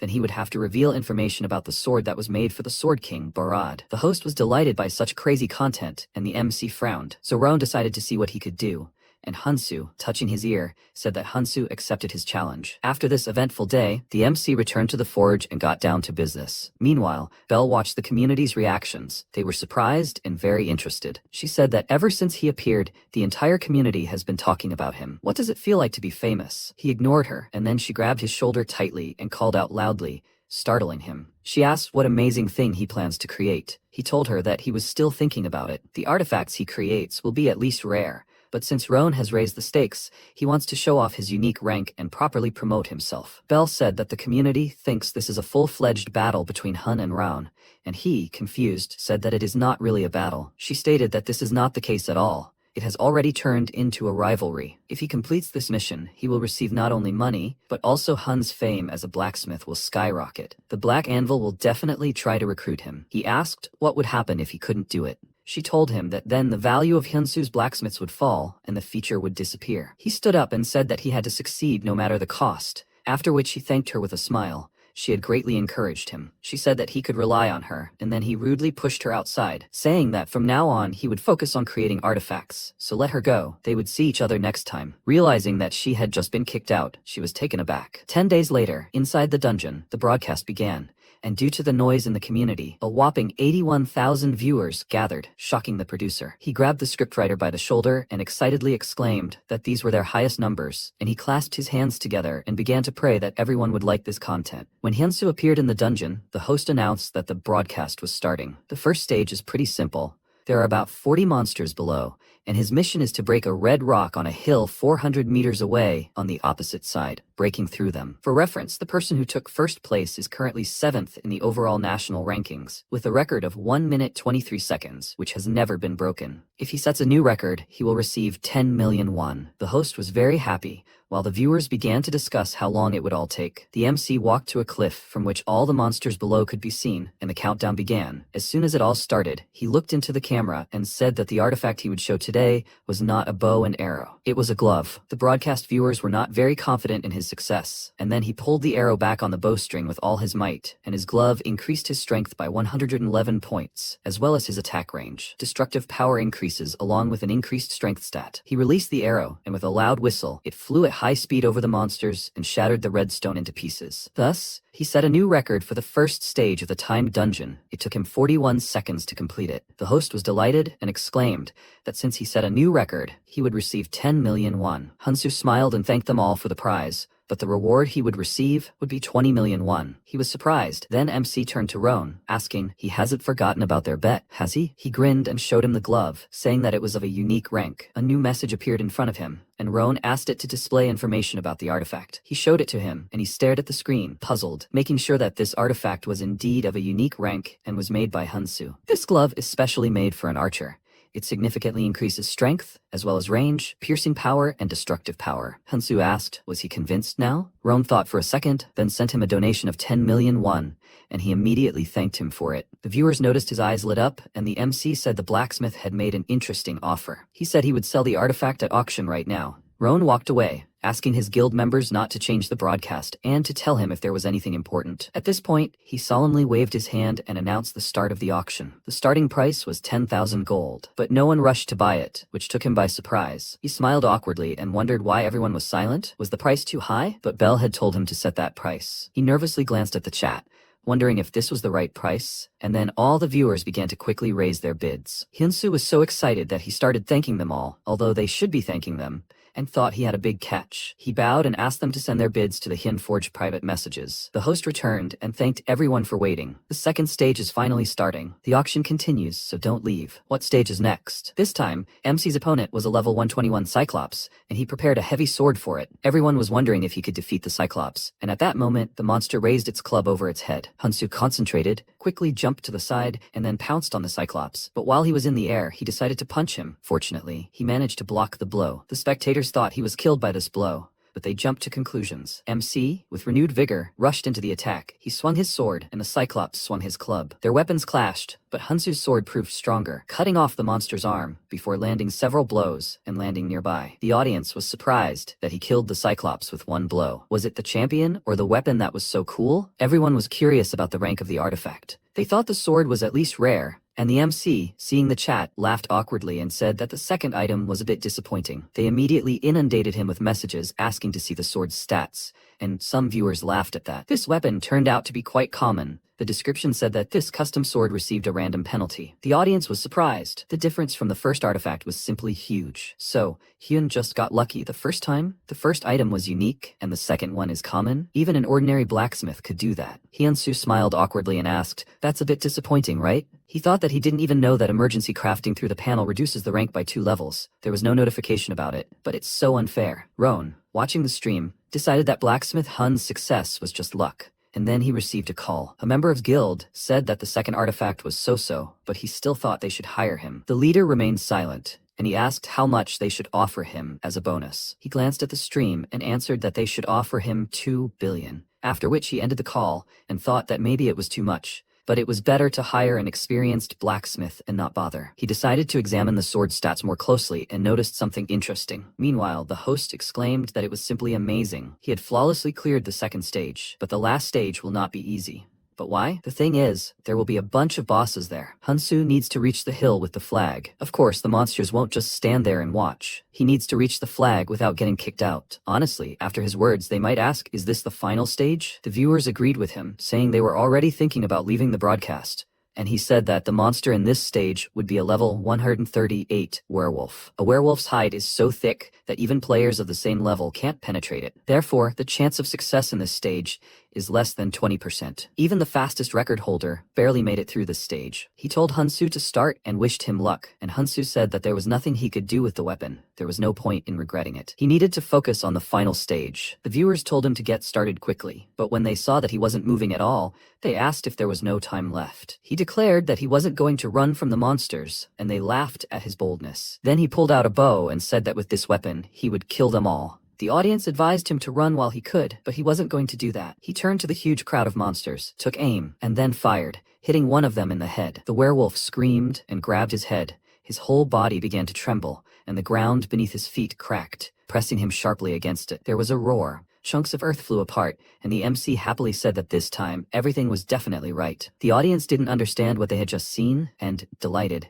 asked him to quickly show them the characteristics of this weapon. Hansu said he now wants to introduce them to a third item, inspired by a bow from Jeju Island myths. They say a great king used this bow to shoot down the sun and moon, and this item is called the 1,000-gun bow. When he was little, his father told him the legends of Jeju Island. Long ago, in the world of the living, there were 2 suns and 2 moons, causing chaos in the world. The king of the world of the living, Sobyul Wang, asked his older brother, the king of the underworld, Daebyul Wang, for help. King Daebyul Wang descended to the world of the living to help his brother. He used a bow weighing 1,000 gun, or 600 kilograms, to shoot down the extra sun and moon and restore order. That's the story. But he was more interested in this bow, and told his father that he wanted to make one too. Now that he's grown up, he's taken it seriously. He thought that if he used his knowledge, he might be able to create a real bow weighing 1,000 gun, but it was unclear how much strength he would need. A brilliant idea came to him. Instead of a bow weighing 1,000 gun, he could increase the weight of an enemy hit by an arrow. He decided to try it and got some black wood with a smooth texture, used as a material for imbuing special abilities. That's how he created this bow. At the moment, he quickly broke through a horde of monsters, shooting an arrow into each of them, and they immediately fell. Watching this, the host exclaimed in delight that this couldn't be. Could werewolves really be killed that easily, with an arrow? The audience was also amazed, and the MC looked around, saying that he dealt with the werewolves, but something was wrong. The atmosphere changed as soon as he entered the forest. A new group of werewolves leaped out from the shadows of the trees.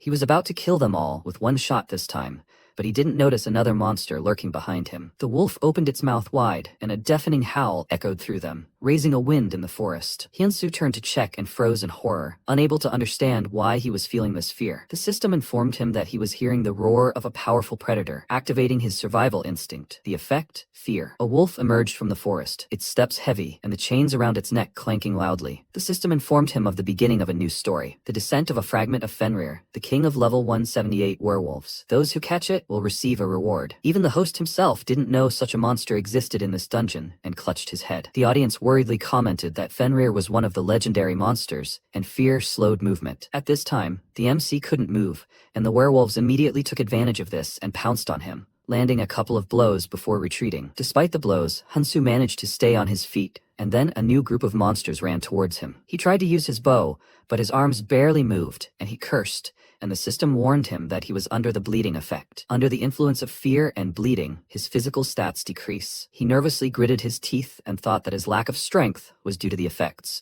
in which case he would compensate for the lack of strength with items. He put on a glove, thanks to which he was able to immediately fire his bow, and the arrow flew straight towards Fenrir. He responded with the skill Claws of Destruction and broke the arrow in half, followed by an explosion. Because of the veil of dust, the host couldn't tell if he was okay, and one of the viewers asked, "He was supposed to die from this, right? This is all madness. Is it even possible?" Luckily, Hyunsu wasn't hurt. There was no one at the scene of the explosion except Fenrir. He ran behind the trees and jumped, ending up right above the wolf's head, then took aim and said it was a dead end. He shot him right in the eye, and while he was in the air, the wolf decided to slap him with its paw, and he smirked and said that this wasn't the end, The true power of this bow was elsewhere. After that, an enormous pressure fell on the wolf. The weight of 600 kilograms pinned him to the ground. The wolf continued to be pressed into the ground. It crumbled, and pieces flew in all directions. The host was amazed by such force, and MC meanwhile climbed onto the monster's body and sat on it with a victorious look. The host grabbed his head in shock and exclaimed, "What just happened? And what is this broken bow?" Immediately after this, the chat was flooded with offers to buy this bow.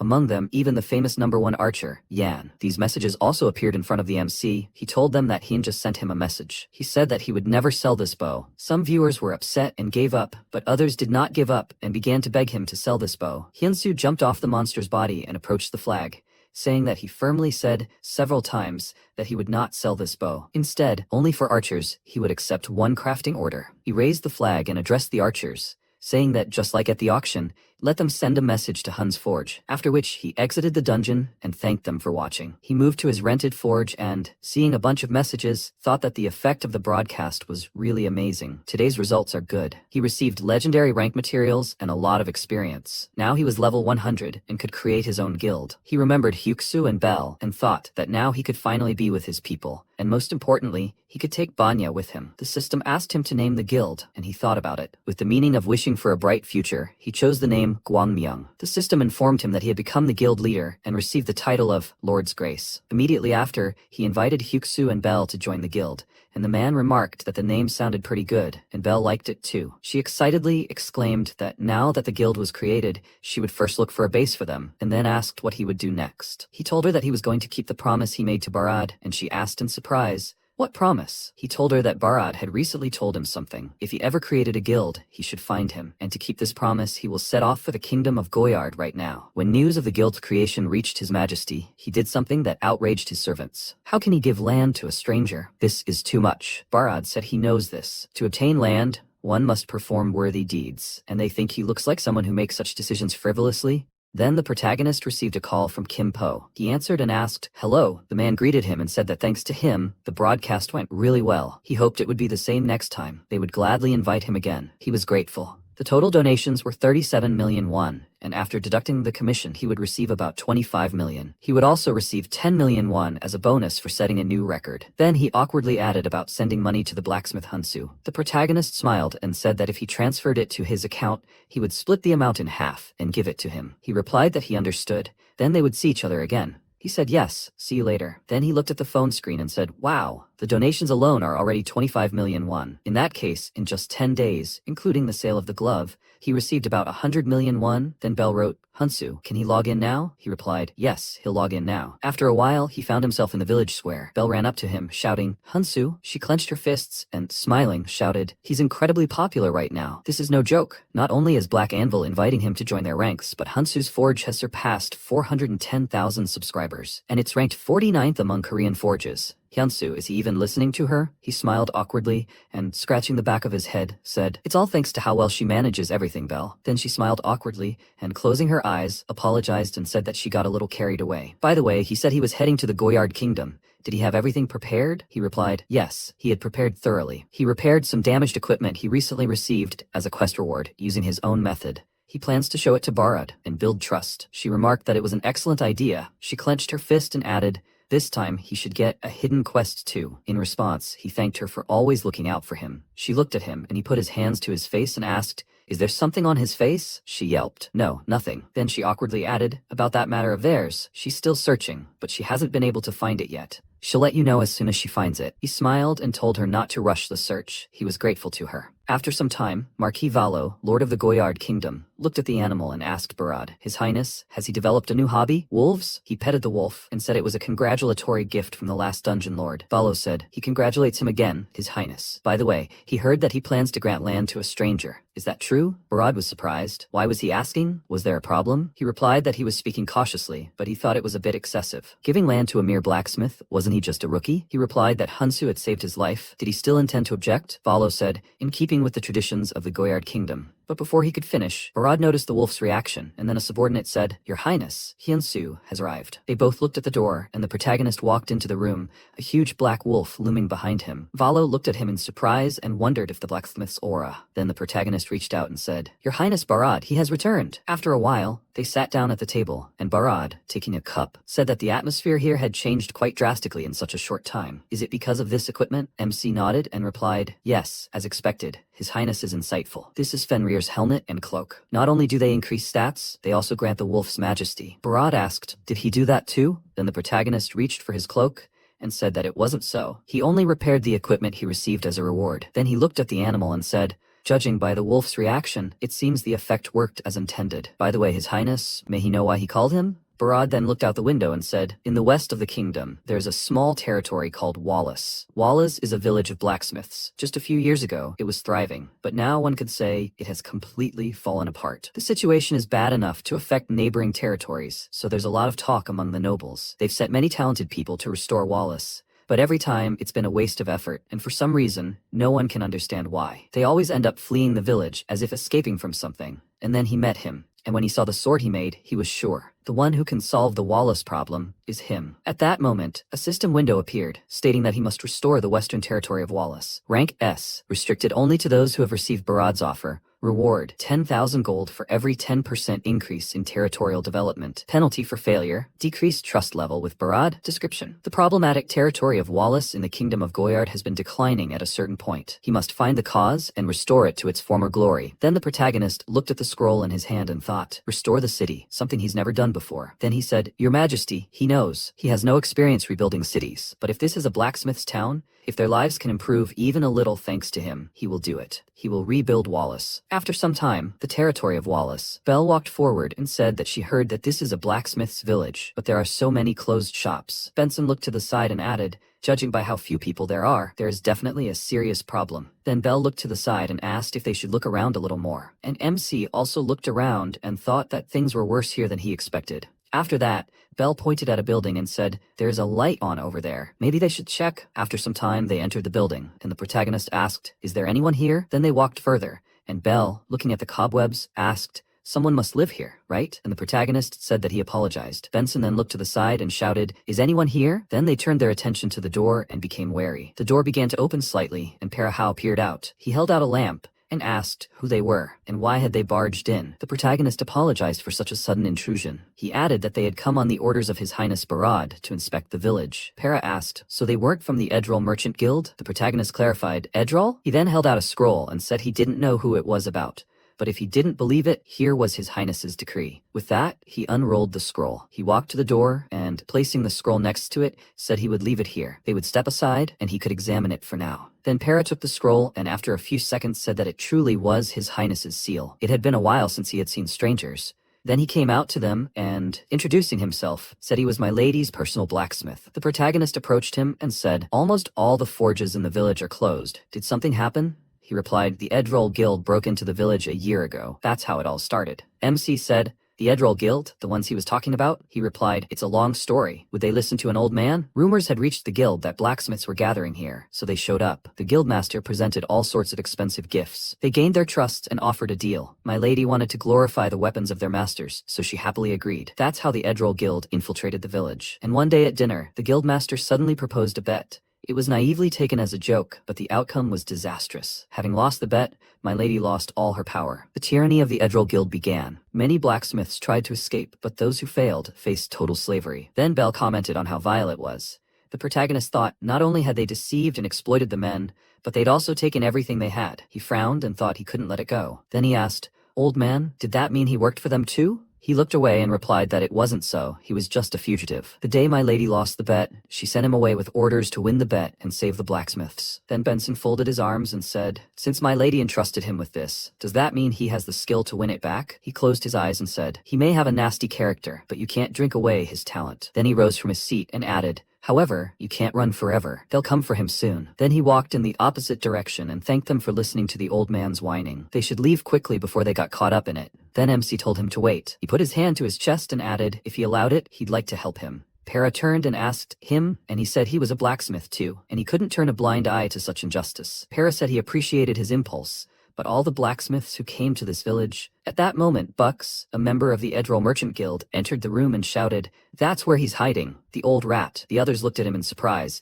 and then he walked forward and added, "He'd been running for a long time, but now he wasn't leaving. It was his turn to accept the guild's bet." After that, he put his sword to Para's throat and said, "If he refuses, he'll pay with his life." Already formed a new gang? Then, he took out an object, and a space began to appear around them. He looked at it and, smiling, said, "This is the Forge of Dreams. Relying on knowledge, intuition, and experience, one can forge equipment here at incredible speed." Noticing this, Bell shouted, "This is absurd." Benson added, "This isn't a bet but a threat." At that moment, a system window appeared, stating Para, level 230, Bucks, level 299. He said the difference in levels was colossal. Defeating him would spare his life. True, he would still have to spend the rest of his days in slavery. Then a system window appeared in front of Para, stating that the test was about to begin. If he failed the test, punishment would follow. He must state his conditions. At that moment, he lowered his gaze and thought there was no turning back. Then he looked ahead and said, "If he wins, he will cancel the bet with my lady and free all the blacksmiths. He must completely cancel the debt." Then the system announced that his life was at stake, the conditions accepted. Then Bucks pointed his finger back and shouted, "Does he know how much effort he spent to find it? He must take the hammer, quickly." Then he looked at Para and added,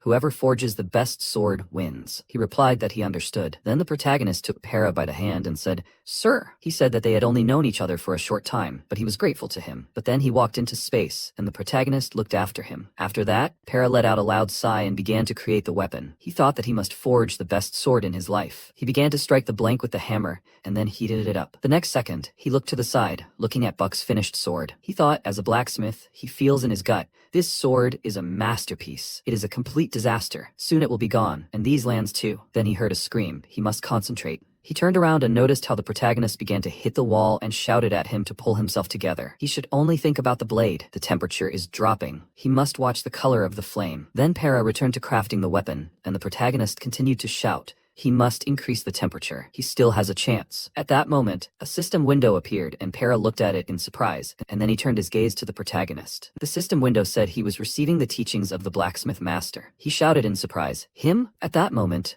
the man in the control room clenched his fists and shouted, "Damn it!" He slammed his hands on the table and added, "He put so much into it and he had to run into Hansu of all people." And Soyeon looked at him and said, "Bucks, isn't he just a passing character?" He grabbed his head and shouted, "A passing character? He's the 11th legend of the new continent." She shouted in surprise. "What?" He said that if all the legends were good, it would be boring. He planned to make him the new villain. Then Soyeon looked at Taesuk and said, "No way. His clash with Hyunsu won't backfire, will it?" He paused, tilting his head and saying he didn't even know. They couldn't intervene directly anyway. All they could do was watch. Meanwhile, the system reported receiving instructions from the master blacksmith. Para asked in surprise, "Masters?" And the protagonist shouted, "He must concentrate. He can't relax. Time is short, so it's better to temper in oil, not water." Para followed his advice, and MC said that when sharpening the blade, he should apply even pressure. The next second, Bucks raised his sword, and Para did the same. The protagonist thought almost simultaneously. Then Para's face broke out in sweat, and he said, "It's done." A system window appeared in front of him, stating that Para had created an artifact close to legendary. He looked at the weapon in his hand, and then Bell raised a finger and said, "They say this artifact is almost legendary." Benson added, "Any swordsman's dream." He looked at the protagonist and thought that defeating such an opponent with just one level was impossible. But thanks to Hansu's guidance, he surpassed himself. At that moment, the system reported that he had surpassed the blacksmith expert, Para. Buck said, "It's impossible." The system reported that he had passed Para's test, and he began to cry and said that he couldn't believe that he was able to create such a sword before his death. And Bucks clenched his teeth in irritation. The system reported that he had failed the test. All blacksmiths in Wallace territory are freed. The contract is terminated. Territory development has increased by 10%. The next second, Bucks released the sword from his hands and said that he admitted defeat. Then he stepped forward and added, "But he, an outsider, he interfered with the sacred test." He grabbed the sword and said, "That's why he challenges him to a duel." With these words, he pointed the gun at the protagonist, and a system window appeared in front of him saying, "The trial is beginning." He was surprised. What was he to? After a while, the man in the control room fell to his knees and, clutching his head, shouted, "Bucks, he shouldn't do this." And Soyeon said thoughtfully, "In the end, Bucks did drag Hansu into the trial." The man shouted, "Manager Kim." He grabbed Taesuk by the leg and asked what he thought would happen if Hansu fought Bucks. Did he have a chance? He answered, "Out of the question." "Hansu is the god of blacksmithing." The man asked, "Then is there a chance that Hansu will just let Bucks go in peace?" He replied, "Judging by what Hansu had done before, the chances are 0, and Soyeon said that they would just wait and see. Then Taesuk looked at the monitor screen and said, "So who's testing whom here? Hansu isn't the kind of person to be judged by level numbers alone." Meanwhile, MC looked at the sword in Bucks' hands and thought, It's an artifact, so the problem was with the sword. Then Bucks pointed the weapon at him and said that if he fails the test, he'll cut off his arm. And the protagonist thought, he forced people to obey. Idiots like him shouldn't even exist. Then he said, his conditions are his sword. In response, Bucks smiled and said, okay, this will be a forging speed test. He let go of the sword and, pointing his finger at it, said, it tests a blacksmith's normal speed, knowledge, and experience. You need to create a product in just a few dozen seconds. They'll start right now. At that moment, Orr appeared in front of them, and Bucks thought, judging by his appearance, this stranger is at most a mid-level blacksmith. It looks like he only has a talent for teaching. Then he began to concentrate energy in his hands and thought, if this continues, victory is in the bag. Then he said, great, it should be at least a unique rank. The next second, a bright light burst from his crystal, and he covered his face with his hands and shouted, what? He looked at the protagonist, who was holding a sword. The system reported that a legendary rank sword had been created. Bucks said in surprise, his sword is only a unique rank. No, did he finish before him? And the system reported that he had lost the challenge. Ownership of the created sword had been transferred. He was surprised. What? And then the sword appeared in the protagonist's hand. He said that without this sword, he would no longer be able to torment people. He was indignant. His sword. And MC came closer and said, he's just paying for everything he's done. And Bucks fell to the ground and shouted that it was impossible. And the protagonist pointed the sword at him and told him to name his crimes. In response, he sighed, bit his lip, and then said that he collected a 70% tax from blacksmiths. He asked, and? He gritted his teeth and added, and those who couldn't pay, he turned into slaves. The protagonist asked, he even threw Melody into prison, right? He replied that it was necessary for the guild's profits. At that moment, Para shouted, imprisoning the lord and exploiting the blacksmiths was unfair. And then the protagonist asked, so where did he hide everything he squeezed out of them? Bucks knelt down and said, in the basement of the guild building. He asked, is that all? He looked away and replied, right, that's enough. He has told everything, so he begs for mercy. The next second, he grabbed the sword and then pointed it at the protagonist and shouted, does he think he's gonna die so easily? And then the protagonist said, Broadsword Art, Chapter 2. He grabbed the sword, then threw it up, making it spin. He said, Blade of the Furious Tide. At that moment, Bucks looked at him in bewilderment, and the sword fell from his hands, and the protagonist punched him in the face, and the next second caught the spinning sword, after which he swung it in front of himself, cutting off Bucks's arm. He said that compared to what he had done, this was nothing, but it was not his place to judge him. He moved on and, approaching Para, said, Sir, he apologizes for frightening him. This man will not harm anyone again. He leaves the punishment to his discretion. Para was surprised. Did he mean to say that he should pass the sentence? Then he looked at Bucks and said, perhaps he would not mind if the right of punishment went to my lady? In response, Bucks indignantly shouted, hey, who do you think you are to decide his fate? Then Benson gagged him and told him to shut up. Bell suggested that he just shut his mouth. Then MC approached Para and asked, where is Melody now? He replied that she must be imprisoned in the castle. He asked him to bring her here. He would leave this man's punishment to him. Para looked at him in surprise and then said that he was grateful. Truly, he was very grateful. With these words, he shook the protagonist's hand, and sometime later, Bellin was sitting in the dungeon, hugging her knees. She looked ahead in surprise, hearing a sound, and said that no one was supposed to come here. Then she noticed Para, who was holding onto the bars and shouting, Melody, and she cried out in surprise, him. How did he get here? Okay, the important thing is that it's dangerous here. He must run. But the next second, he inserted the lock into the keyhole and said, everything is fine, Melody. Now she can leave this place. He asks her to come with him. They went out into the corridor, and she asked in surprise, but what's going on here? Can he explain? He told her not to be afraid, that a stranger had saved their lands. She asked, what? He said he had defeated that villain, Bucks. She asked, a stranger? Impossible. But no, more importantly, did the stranger defeat Bucks? Para turned to her and said he was telling her the pure truth. She only needed to punish him severely. Then he placed his hand on his chest and added, all of this was done by one true blacksmith. She bit her thumb and said, impossible. Then he extended his hand to her and asked her to trust him, that she would see with her own eyes and understand. Then she closed her eyes, and after that, they walked to the exit. After a while, Para opened the door for her and asked her to come in, my lady. She walked inside and cried out in surprise. She noticed Bucks sitting on his knees with his severed hand. And then the protagonist asked, she's my lady? She removed her hood and confirmed it. Then she said she was Bellin, Lord of the Wallace Lands. He had indeed defeated him. The protagonist noticed that it was all true. Initially, they planned to leave the punishment to Lord Para, but he said to leave it to her, my lady. She stepped forward and said, in that case. She wrapped up her sleeve and said, since they needed to talk, could he please take the bandage off his mouth? And then Bucks's bandage was taken off and he screamed, what the hell? She said Bucks, she trusted him, and did business with him. She could even tolerate deception, and he smirked. The one who is deceived is a fool himself. But she added, but touching people on her land is unforgivable. As lord of this territory, She gives the order, Para. He approached her and said, yes, my lady. She ordered the confiscation of all the property this man had illegally appropriated, and the release of all the oppressed blacksmiths. In response, Para bowed and said that he understood her, my lady, and when Benson grabbed Bucks, he screamed, what nonsense? This is his property. They are his slaves. And Benson shouted, attention. Then Bellin appeared to him again and said,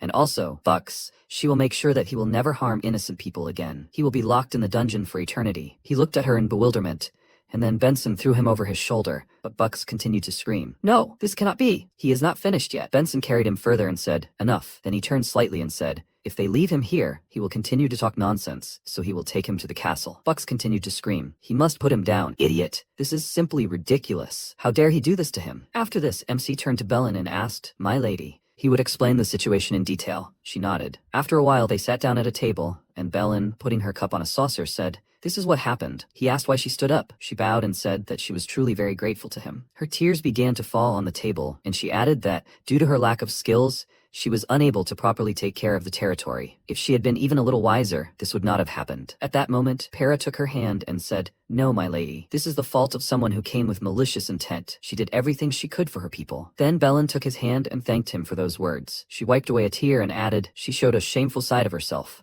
But the protagonist said that this was not at all the case. He understood everything perfectly. Then he rose from his seat and said, come to think of it, he never introduced himself. He then introduced himself, and Bellin did the same, bowing and saying she didn't know how to express her gratitude for saving the territory. The protagonist awkwardly held his hands out in front of him and said he only did what he had to. Belle agreed with him, and Bellin added that she apologized for misunderstanding them. Belle was surprised, misunderstood. What was she talking about? She said that when Para said that an outsider helped them, she didn't believe it. She had heard since childhood that outsiders were all selfish and only tried to use them. But today made her realize something. There are good outsiders like him, and she sincerely thanks them for protecting her territory. MC looked at her and thought that he came because of Barad's request.